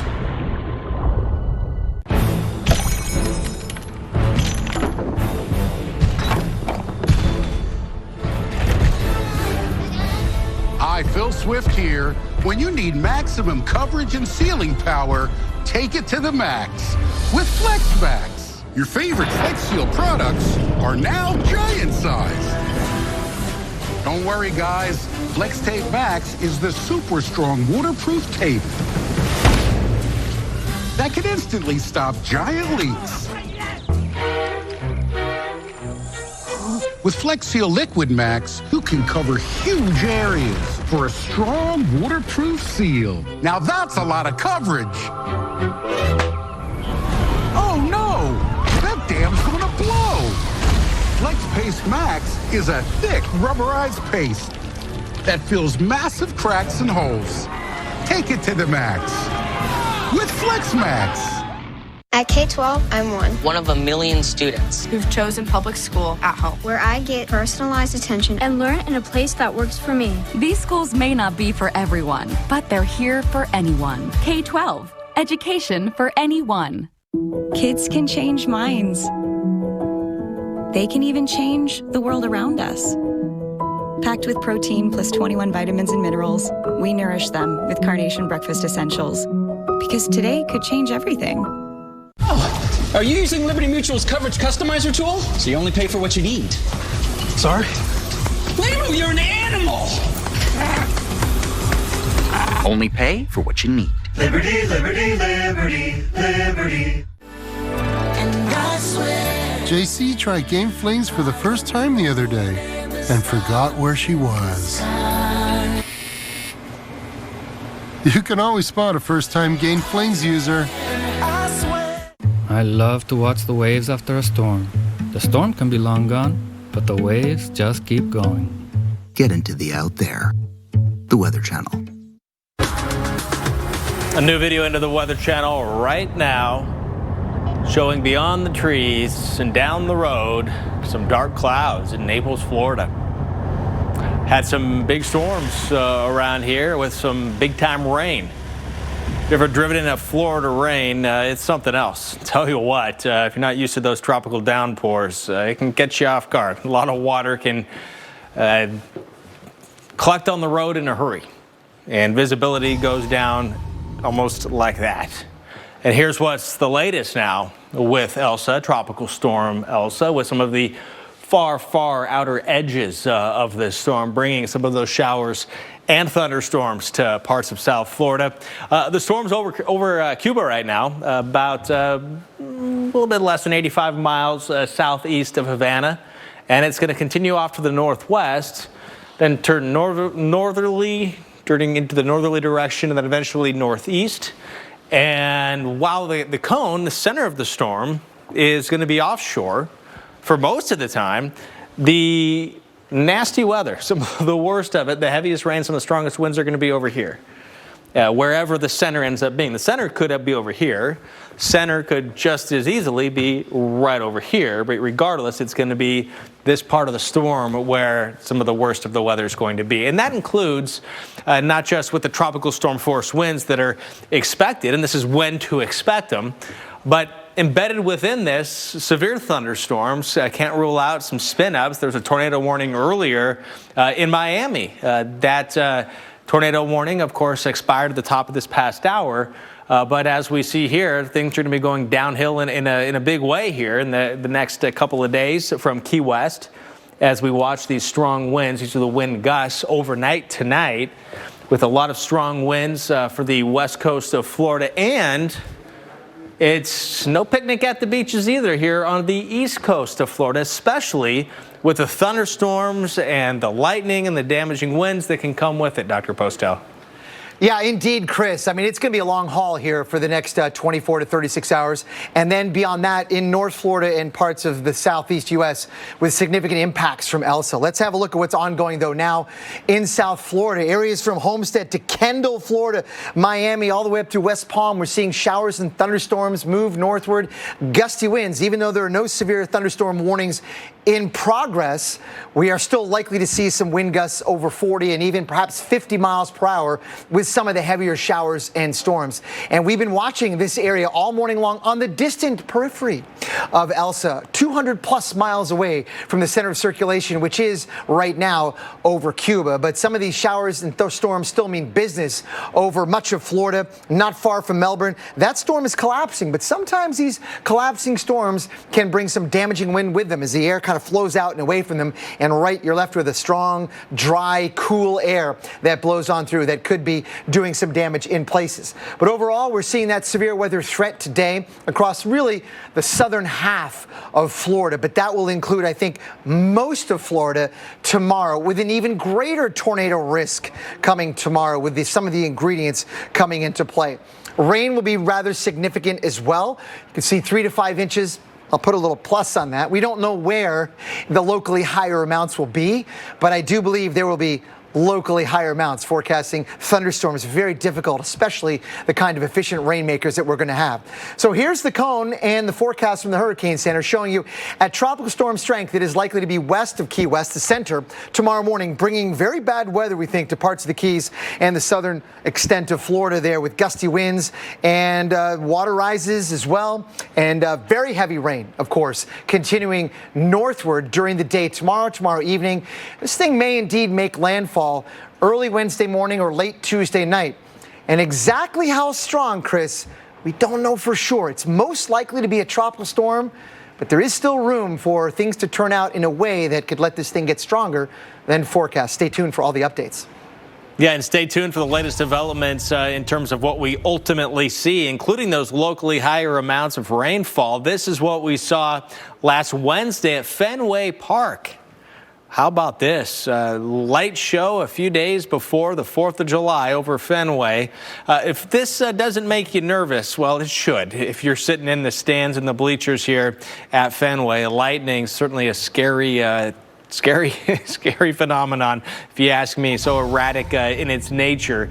But lightning will be a part of what we're going to see tomorrow with the thunderstorms that are going to rumble and roll through the Northeast and New England again.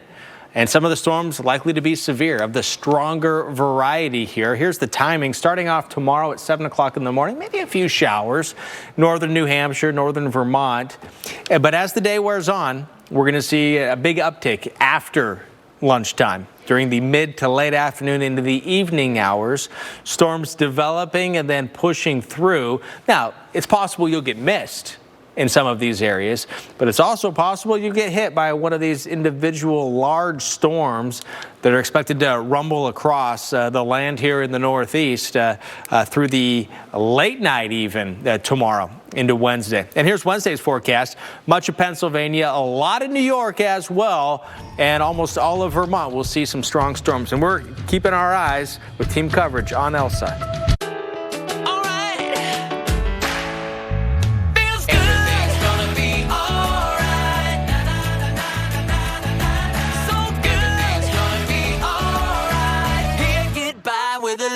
Smile. Why is it your grocery order arrives the second you remember everything you forgot to order? Like, without fail. Who drank all the milk? Fresh groceries and more. Unlimited free delivery. Walmart Plus. What will you do when the power goes out? Power outages can be unpredictable, inconvenient, and disruptive to your life. But with a Generac home standby generator, your life goes on, uninterrupted, because you'll have power when you need it the most. 24 days we were without power. I had water, I had ice, I had coffee, I had air conditioner. I was able to stay here because of Generac. Get the safety, security, and peace of mind your family deserves with a home standby generator from Generac. 8 out of 10 home generators are Generac, with thousands of satisfied customers. Very good product. Very, very good reviews from everybody. Prices start at just $19.99. And special financing is available with surprisingly affordable monthly payments. Call now to schedule your free in-home assessment, and you'll receive a 7-year extended warranty absolutely free. That's a $695 value. Call or go online today. Power your life with Generac.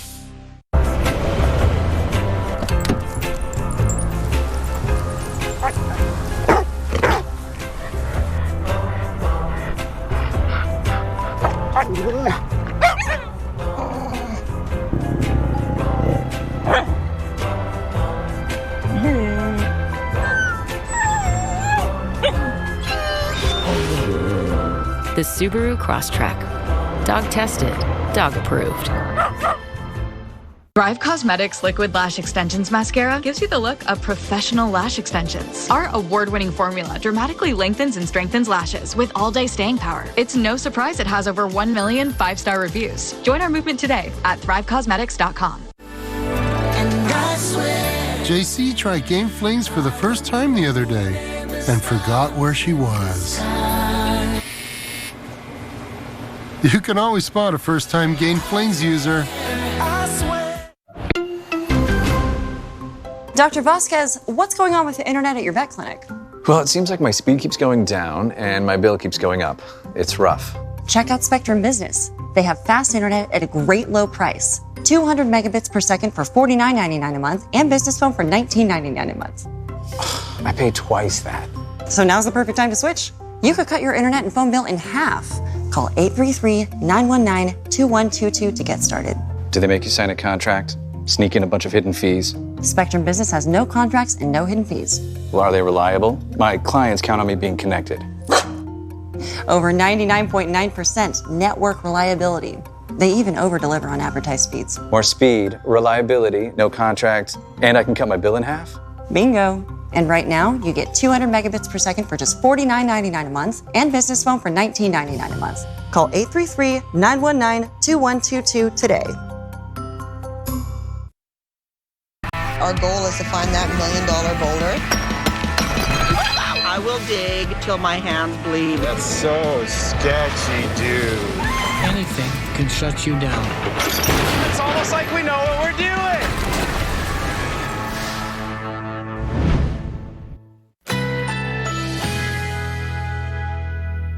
A heat advisory is in effect.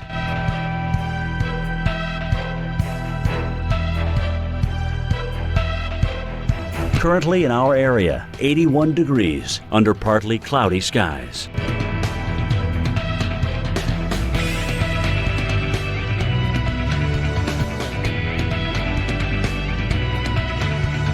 Tonight, some passing clouds, low 74. Winds south-southwest at 10 to 20 miles per hour.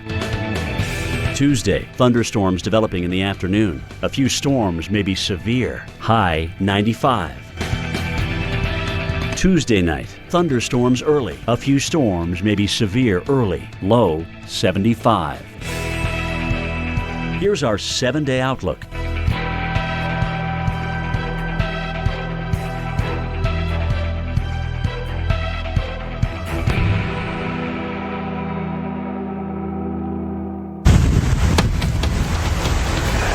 Welcome back to the Weather Channel. I'm meteorologist Mike Seidel. Want to get you the latest advisory from the National Hurricane Center as of 5 p.m. Eastern Time. Elsa is now moving over western Cuba, dropping a lot of rain and gusty winds, but it has weakened somewhat now. We had expected this over land. The friction tears it apart, and the maximum sustained winds now have dropped from 60 down to 50 miles an hour. So that's about a mid-level tropical storm. Still moving northwest at 14. The pressure's up a millbar to 1,008, and right now it's just southeast of Havana. As far as warnings and watches go, they've extended the tropical storm warning farther up the coast into the Big Bend of Florida, and the storm surge warning has been issued now for the Florida West Coast from Bonita Beach, that's Lee County, north to the Acela River, which includes the Tampa Bay area. So now Tampa Bay under a storm surge warning. I don't see the numbers right here on this particular page, but they've been going 2 to 4 feet of a storm surge in that warning area. Back here, we're expecting a surge of 1 to 3 feet. We've got some wave action now, so we have seen the wind pick up the water, not literally pick it up, but the energy gets transferred down to the ocean, and you get the wave action. Off in the distance, we can see a shower, and this is where everything is coming from, off from the south and southeast, as it all comes off Cuba and into the Keys tonight and tomorrow morning, Chris, and that's when we expect the worst of the weather here, and then it will move right up the west coast of Florida. The heavy rain, the gusty winds, and the risk for the surge and even some power outages. Hi, meteorologist Mike Seidel reporting live there in Key West, Florida, as we're looking at where some of the heavy rain came down on Saturday. A record 2.63 inches of rain, causing some serious street flooding in the city of Tampa. You can see that right here, right down the middle of this road. Now, the waterlogged area likely to get a lot more water falling out of the sky here with Elsa. And that is what, of course, here at the Weather Channel, we're going to be tracking for you, as we are tracking what is currently Tropical Storm Elsa. And the official forecast is for it to remain a tropical storm. But we'll let you know if that changes as well once this storm gets back over water on the north side of Cuba. Again, right now it is over Cuba. For a look at what we can expect going forward, this is the flood threat. Anywhere in green. This is just through tomorrow morning. Okay, we're likely to have more of these in the coming days. These being maps that show us where flash flooding is a possibility. And it's these areas here. Here's the rain right now. Showers just south of Sarasota. Calm wind. Wind's not much of a factor here at the moment. And the rain is on the way. And it's going to be heavy at times. That locally higher amount range, 3 to 5 inches in this particular spot here. This is through midweek. But generally, you can plan for about 2 to 3. But just a heads up, could end up with more. And if you've lived in Florida for any period of time, don't have to tell you that probably. Here's a look at some of the factors when it comes to flooding. The type of soil you have, the rain rate, how fast the rain comes down, and how quickly the water is absorbed in the soil or runs off in the urbanized areas, all plays into it. And here's that 3 to 5. And Dr. Postel, the wording, locally higher amounts, it's something, it's in a lot of discussions, it's part of meteorology. To me, it's kind of a way of going, can't say exactly where it's going to happen, but there's a good chance someone's going to get something real high. And it's kind of like, it's probably going to happen. It's just we don't really know until it starts. No, but that's okay. It's okay to not know, which is the scientific fact. We don't know if really for sure how much higher we'll see some of those rainfall amounts or exactly where they'll be. But that's the state of the science. That's okay as long as you're transparent about it. But let's have a look at what we've got. We've got a lot of bad weather over Florida. We've had that all day long. We've had severe thunderstorm warnings. We've had some very strong winds reported, 50 miles per hour just south of Miami. We've also had a tornado warning. but yet the center of circulation is over Cuba, 200 plus miles away. So that's another sort of example or another testimony to how far we can see those significant impacts. Now, the center of circulation, I don't really know where the low level vortex is, but at mid levels, certainly at about 20,000 feet, there's a distinct rotation here. I'm not sure if the low level center is precisely there. It's probably dislocated somewhere off to the north and west, but you get the sense that it's probably 30, 40, 50 plus miles away from being back out over water. Moving at 14 miles per hour, you could do the math. It's only several more hours before we will find Elsa back out over water and probably strengthen again.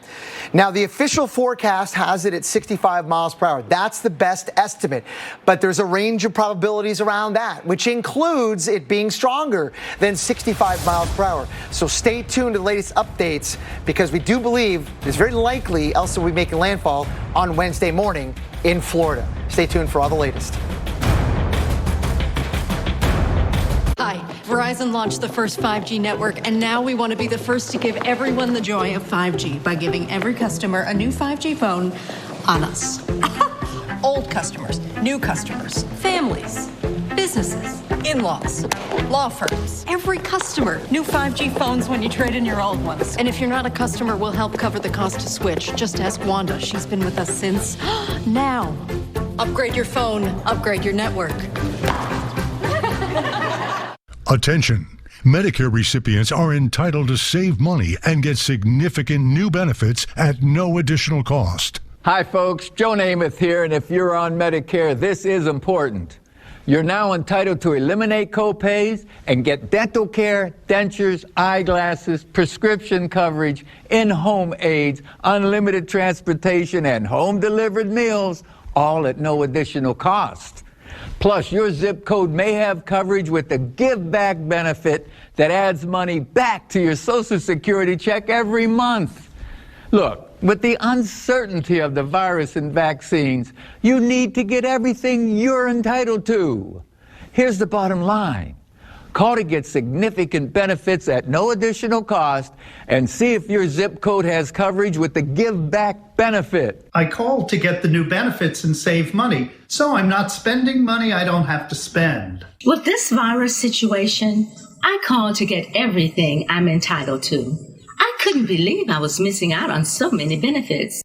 Reality is, it's a very uncertain year ahead, so you need to be sure your health care coverage is up to date. Call now. It's free. I called to get dental, transportation, meals, and the Give Back benefit. They helped me so much. Get dental care, dentures, unlimited transportation, and home-delivered meals at no additional cost. And your zip code may have coverage with the Give Back benefit that adds money back to your Social Security check